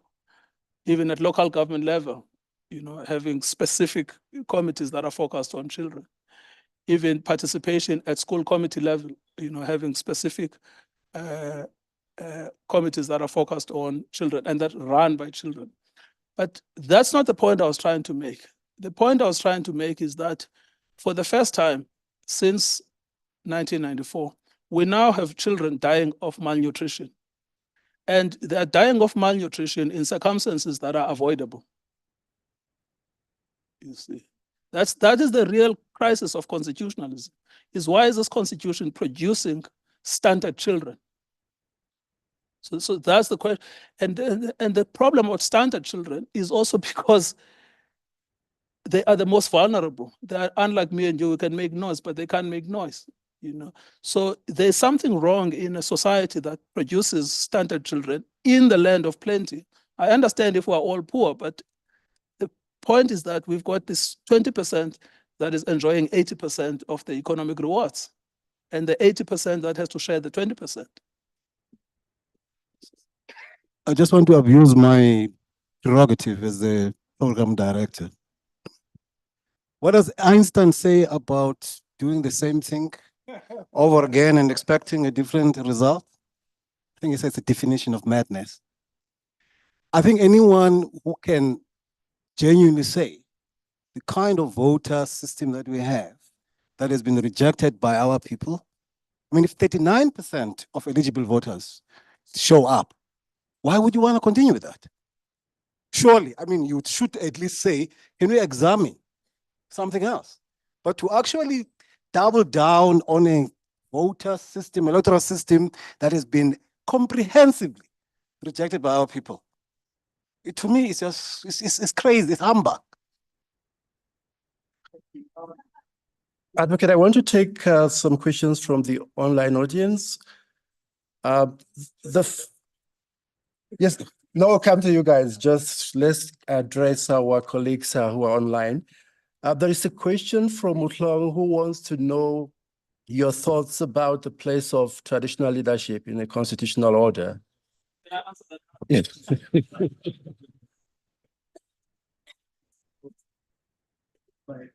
Oh, apparently they can't hear what I'm saying. All right, I apologize. Now, let's talk about the traditional leaders. I think the point I was making about traditional leaders is the distortion. There are, okay, maybe three issues to say about traditional leaders. Firstly, what is their place in a system of wall-to-wall municipalities? And when I say wall-to-wall, it's truly wall-to-wall. there is not a single square meter in this country that is not governed by a democratically elected institution. It's all to have 123 million square meters in this country. It's all regulated by law. It's all covered in the Systems Act, Structures Act. But every inch of this country is under a democratically elected system. Now, this was the crisis that faced the ANC, right? About what to do with traditional institutions and traditional leaders. Because on the one hand, they tell us is democratization, but on the other, you are faced with the reality that traditional institutions exist. So what they did, they then included them in section 211, 212, 213, 214 of the Constitution. Say, the institution exists, it must function according to customary law, and it must find expression in parliament as well as in local government. But what is its power? Right? So that crisis of what is its power has not been resolved, and it stands in tension with democracy. Because the idea is that traditional institutions and traditional leaders are not exercising democratic power. That's not the same thing as saying they're not exercising legitimate power, but it's not democratic power. It's not people's power, you see. It could be inherited power, it could be other forms of power, but it's not people's power. And it always stays in tension with, and in fact, that's why some of these arguments, some people say, okay, we don't want the judges, but we want traditional leaders. So like, what are you talking about? So the first thing is if South Africa is serious about the wall-to-wall system, then power belongs to elected institutions. Political power belongs to elected institutions. And then what is the residual role then of traditional leaders? And maybe it's custom, right? Because the Constitution says functioning in accordance with customary law. So it's preservation of culture, it's preservation of custom. That's fine, because South Africa is, multicultural society. So preservation of custom, sure, I accept and I agree with that. But here's the problem. Custom is a community thing. It is a family thing, you see. So the idea of custom from above is actually against true customary law, because true customary law gives the voices of the people from below. That's what it listens to, right? So that's the first thing. The second thing has been control over land, and that is where the real disputes have been, is who controls the land. It's a Shepstein idea, or Shepstonian idea, like Theophilus Shepstein. The report he published 1844 to 1846 on the Natives Land Commission in Zululand. What they did with that is they reorganized what they refer to as tribes. They dismissed those chiefs they did not like. They appointed new chiefs, and then they recreated new tribes. If you remember, 1873, Benjamin Pine issued a proclamation in which he said the Hlubi tribe is from henceforth destroyed. It's no longer recognized as a tribe, the tribe of the Hlubis. This is the end of the tribe of the Hlubis from today onwards. And the chief, or the king, Langalbalela, is no longer recognized, taken to a trial and then sent to Robben Island. End of the tribe of the Hlubis. So the question then that arises is, what is their authority vis-a-vis the land, right? Now, the Shepstein idea was that in order to control the multitudes of native people, the chiefs, those that he approved of, right, had to be given control over ownership of the land. But that meant that you had to take the land from the people that were the actual owners of the land, right? Either you put it in the form of trusteeship or you put it in actual ownership. But you see, over time, we've now accepted this notion that chiefs own the land. But it's actually an anti-customary position, because the true customary position is that the land belongs to the people. It may be administered by the chief for functional reasons, but the ownership belongs to the people. And this is the problem we've had with Ingonyama Trust, which is why they got cross with me the other day, because I made this point that they are not the owners of the land. The owners of the land are the people living in Zululand, at 2.5 or 2.7 million hectares. So ownership of the land belongs to the people, doesn't belong to the chiefs. Then the final point is who is the source of customary law, right? Who is the source of customary law? Where do you go to know? Okay, well, lobola is also a controversial thing because this was a law by Shepson again, decided, well, 11 cows. It's not actually Zulu law. Shepson just thumbsucked this thing up. So we have to transform custom, and the Constitution says custom must be transformed. We have to transform custom in order to address the problem of colonial distortions. You see. Unfortunately, as we do so, all of the privileges that the chiefs and the traditional leaders have received from apartheid and colonialism, they want to preserve them. And one of them was the control of land. Now, unfortunately, the ANC government has gone along with the chiefs. Right?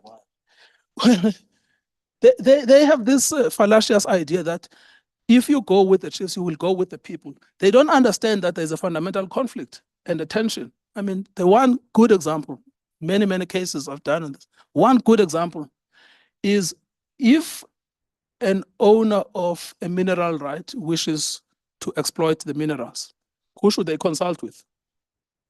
Take the example of Polobin. They did have the consent of the headman and the chief, but they did not have the consent of the community. And the government allowed them to proceed on the basis of the consent by the chief.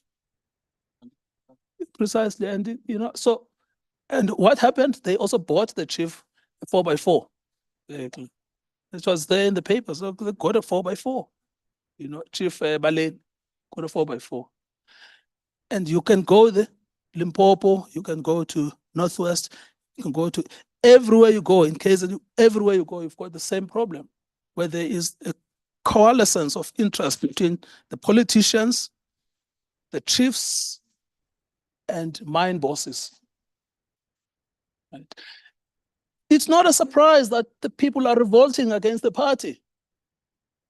It's not a surprise. These are things we've seen over and over again. Again, I wrote about this. It's in Land Matters. I wrote about this problem, what I call chiefly power. I wrote about this problem of chiefly power. But the ANC government has refused to respond to this crisis.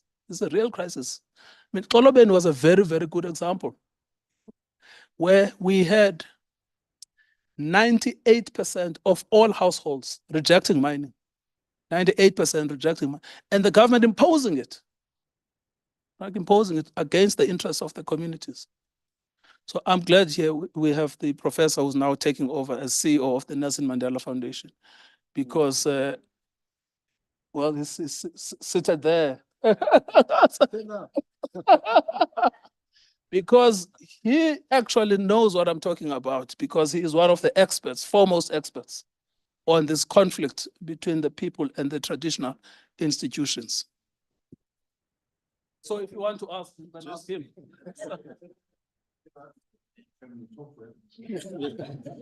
Okay, yes, go on. Can we have the mic?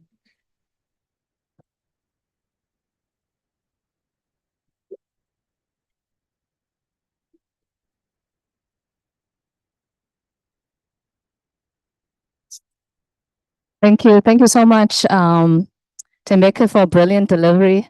I really appreciated the framing of it and what you've covered. And I want to get straight to the point around the scourge of corruption, and link it to the point or the case that was made about what I think is unforgivable in the Eastern Cape of kids dying from malnutrition. And I think part of that is that relevant ministries and departments were sending back budgets around that. The AG's report is evident around the least performing, the most corrupt provinces, and we see that in the Eastern Cape. And so whilst it's most important to look at the history, corruption is clearly undermining everything. It's undermining our progress, it's undermining growth, it's everything. And so it's captured the state really. So what, in your view, do you, I'm wondering what you're thinking about recommendations or reforms that can really critically shift the needle in this space? Thank you.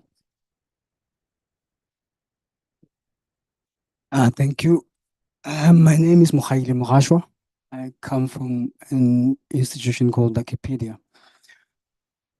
Thank you for the lecture, sir. It's very informative, and I unfortunately agree with one line you say in the lecture.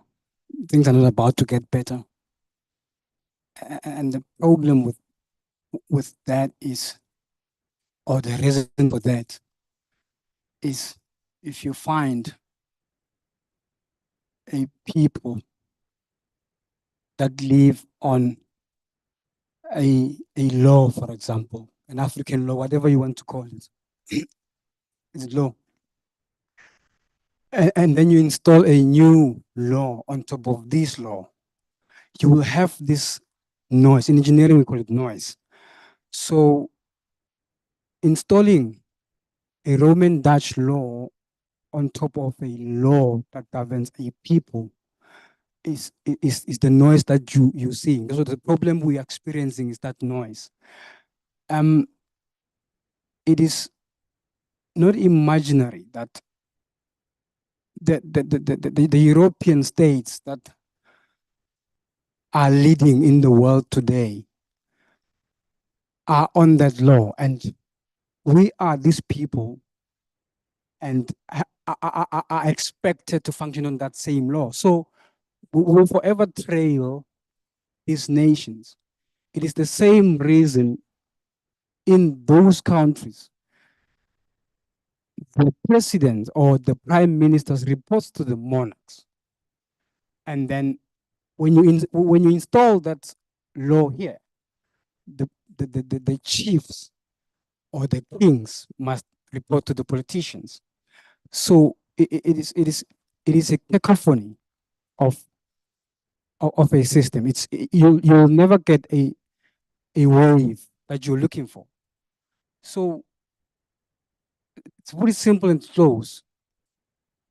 The reason we've got the problems that we have in this continent is not the politicians or the people, or that it is the reason that we must operate on a Roman Dutch law. It is not a law that is going to work for us. And it is, yes, it's like I'm closing. You'll also, pick up examples like in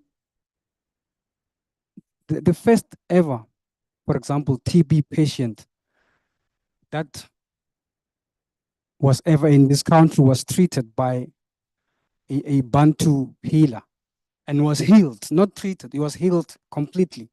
But because of the systems that must be used, we can't heal people. We must put them on several years of a treatment and then try work along those systems. So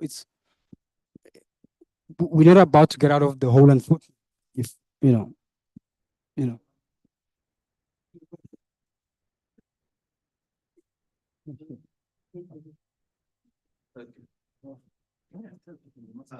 Thank you very much.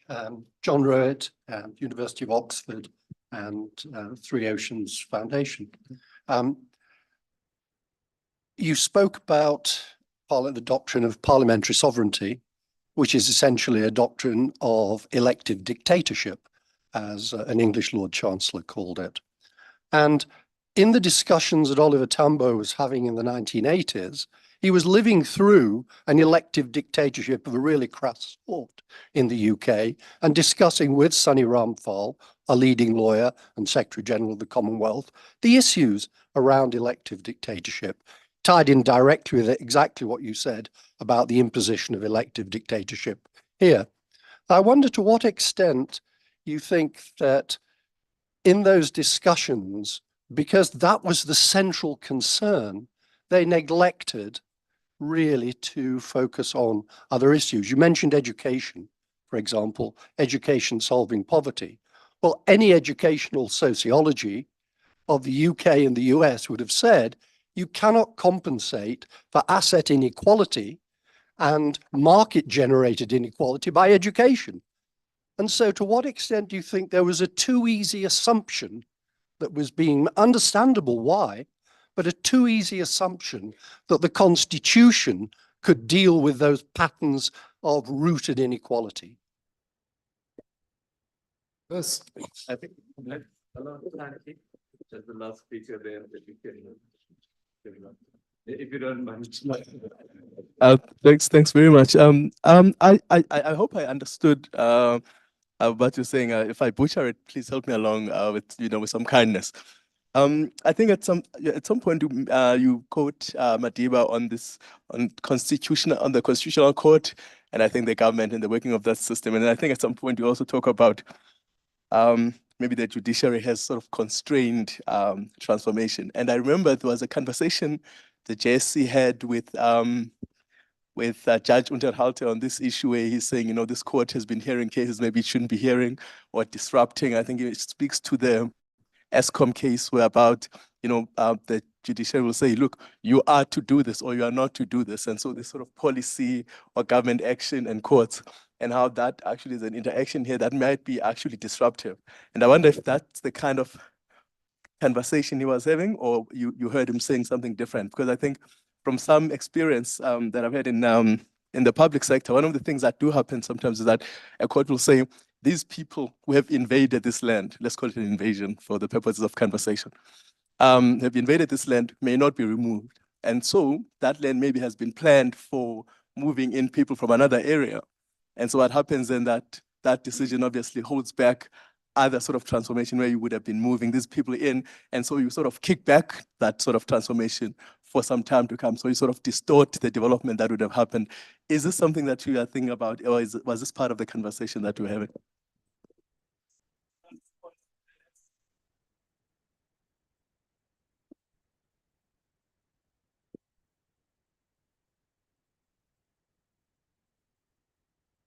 People online can't hear you. All right. Thank you very much. No, I'll say that I think that the last two inputs are really excellent in terms of engaging with the substance of what I was trying to say. I think that the point about the conversation with Judge Unterhalter is a complex point. And I think in order for us to make it meaningful, we can concentrate on housing, which is the example you've chosen. In the early days, the ANC was extremely reluctant to sort of criminalize land occupation, and one can understand that it's a knee-jerk from the past. It's because in the 1950s it was a crime for Black people to occupy land, through various laws, etc. And so at the beginning, one of the first things they did was to pass laws that decriminalize land occupation. Except that the common law continues, particularly laws like trespassing, etc. Right? But at the same time, they did not put developmental laws in place. In other words, if you decriminalize land occupation in a country where there is an acute shortage of housing, how do you balance the two? So Joe Slovo was one of the best examples of the consequences of decriminalization. It's large numbers of people finding a spot outside of the city center in the Western Cape. Right. Yeah. No, yeah, Joe Slovo was the Minister of Housing, so maybe it makes sense. So the so-called the informal settlement in Joe Slovo, which was at the time the largest informal settlement, was an illustration of the tension, right? Because on the one hand, the government says, we need these people to live because we want to put houses, but at the same time, these people have a right not to be evicted unless alternative housing has been found. And then they say, well, the demand for alternative housing is interfering with the plans for development, and then that's where the tension is. But what we have seen, and I had sympathy at the time, right? 20 years ago, I was completely sympathetic. I am no longer sympathetic now because the promises of development have tend to be not, right? Every time the government uses the defense that it has identified a particular piece of ground for development, it has not in fact developed that piece of ground, even where the judges have assisted the government by ejecting those communities.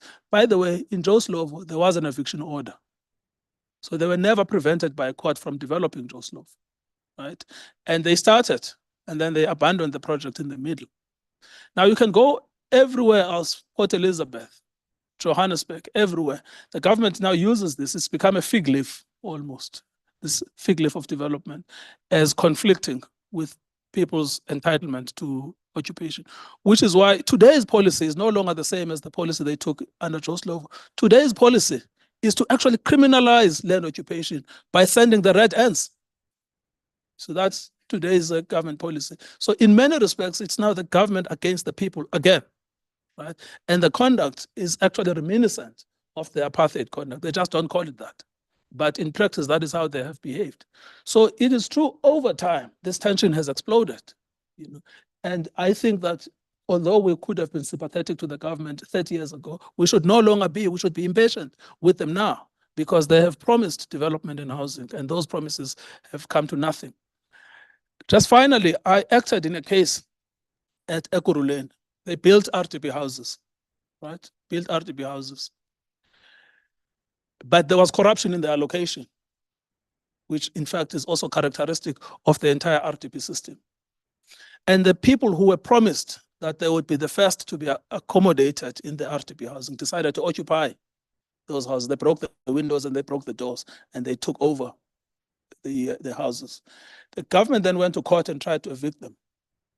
We then defended it on the basis that the allocation system was fraught and corrupt, and there was nowhere else to go. And they had, in fact, made a promise that they would be the first. There's a judgment of the Supreme Court of Appeal saying you have no right to evict them. So even the judges have lost patience with the unfulfilled promises of development by the government. So theoretically, you are right that there is an apparent tension between land occupation and development. But in practice, that tension does not exist because the government lies about development. And in fact, more recent cases show that they admit that there's no budget for housing development. In fact, if you go to the Eastern Cape now, there are no housing developments. Even in Gauteng, there are no major housing developments. They say there's no money for them. In fact, the money that's available is going to other social programs, education, and so even those programs, they're actually reducing them slowly, right? So where is development going to come from? Which is why I've argued in Land Matters that actually the criminalization, the de facto criminalization of land occupation should end. And we have to understand land occupation as part and parcel of development, which is a conversation the government refuses to have. You know? So it's like, okay, well, change the government. Let's remove the white people, let's put the black people. Oh, they behave like the same.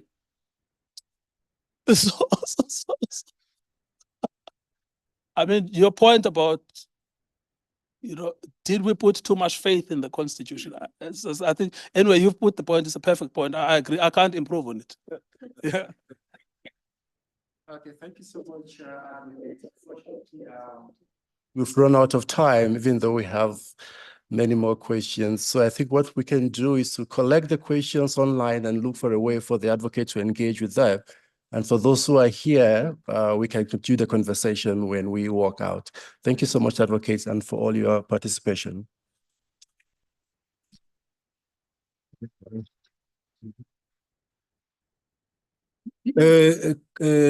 Brothers and sisters, we've been here for 2 hours, especially for the folks who are online. You know, it's a bit onerous and strenuous to be online for more than 2 hours.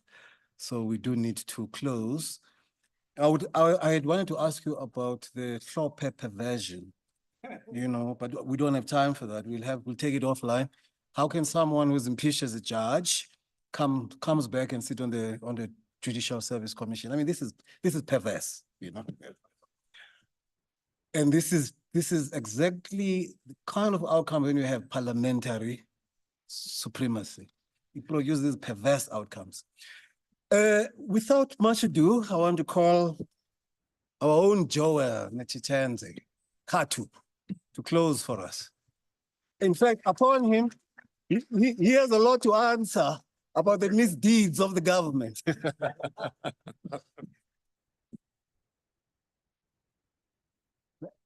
Thank you, Yama, Chair of our council, for managing this event. I'm tempted to laugh. I do not know why.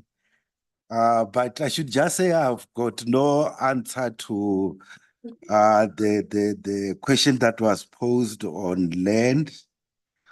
But perhaps just to quote the Freedom Charter, the land shall be shared amongst those who work it.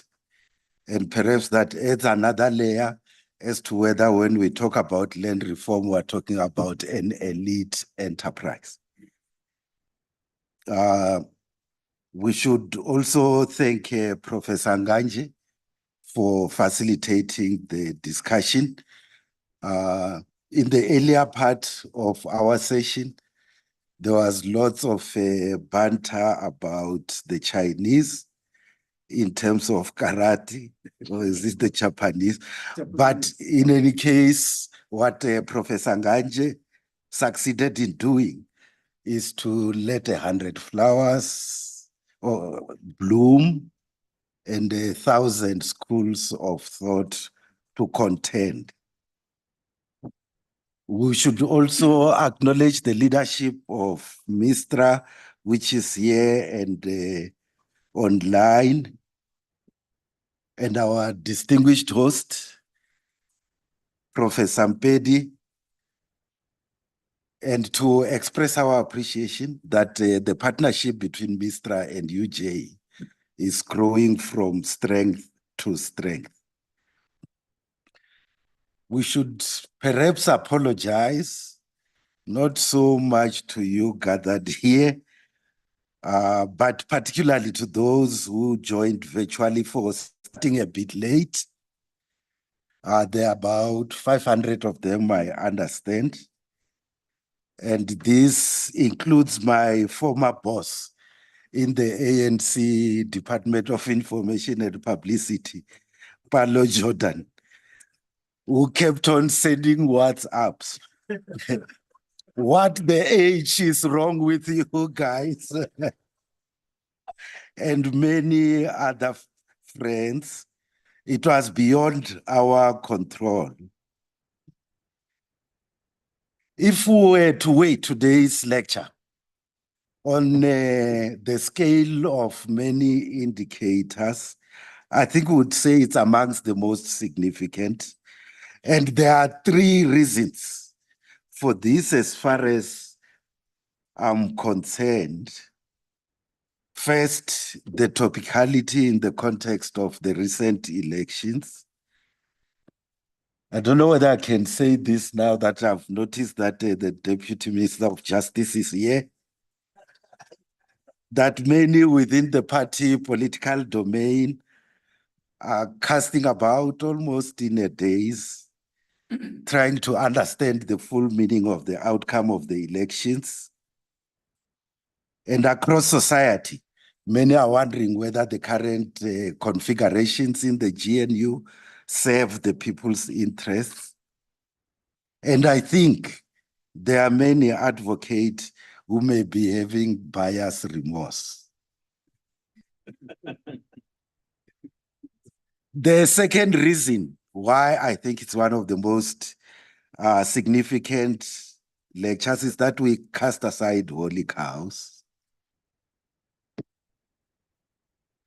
And you have helped us understand the meaning of constitutionalism and how the Constitution can be delegitimized if there is a slow process of social change. People then are inclined to blame it for things that should be done right by those who are meant to implement the Constitution. The third reason is our choice of not only an irreverent topic, but also an irreverent speaker, because you raised everything, in my view, that needed to be raised on this issue.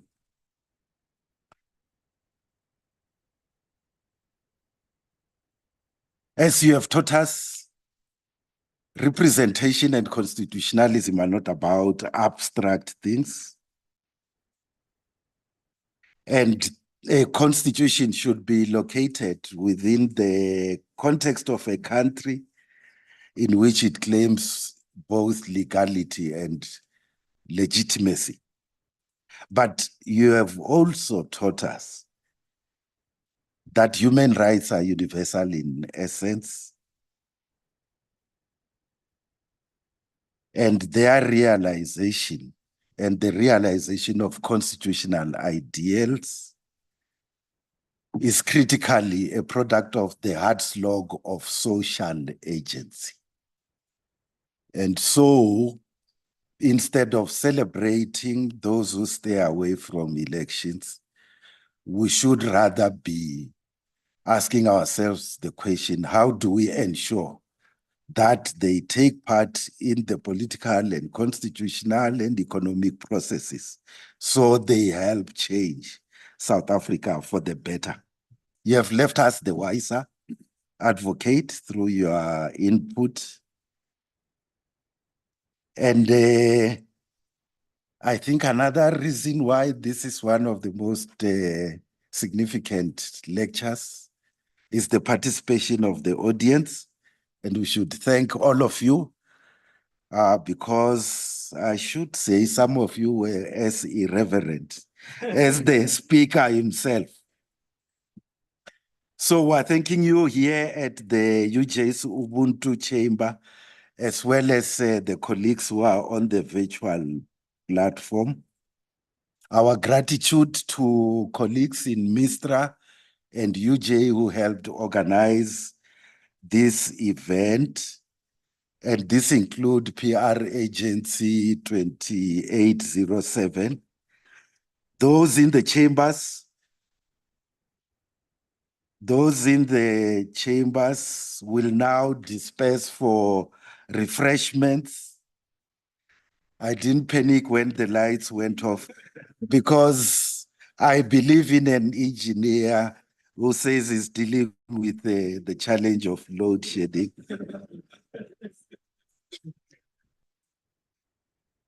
And we should acknowledge Yellowwoods for the sponsorship of some of the refreshments. So thank you to everyone. You'll be directed to the hall on the other side of the building. A very engaging event.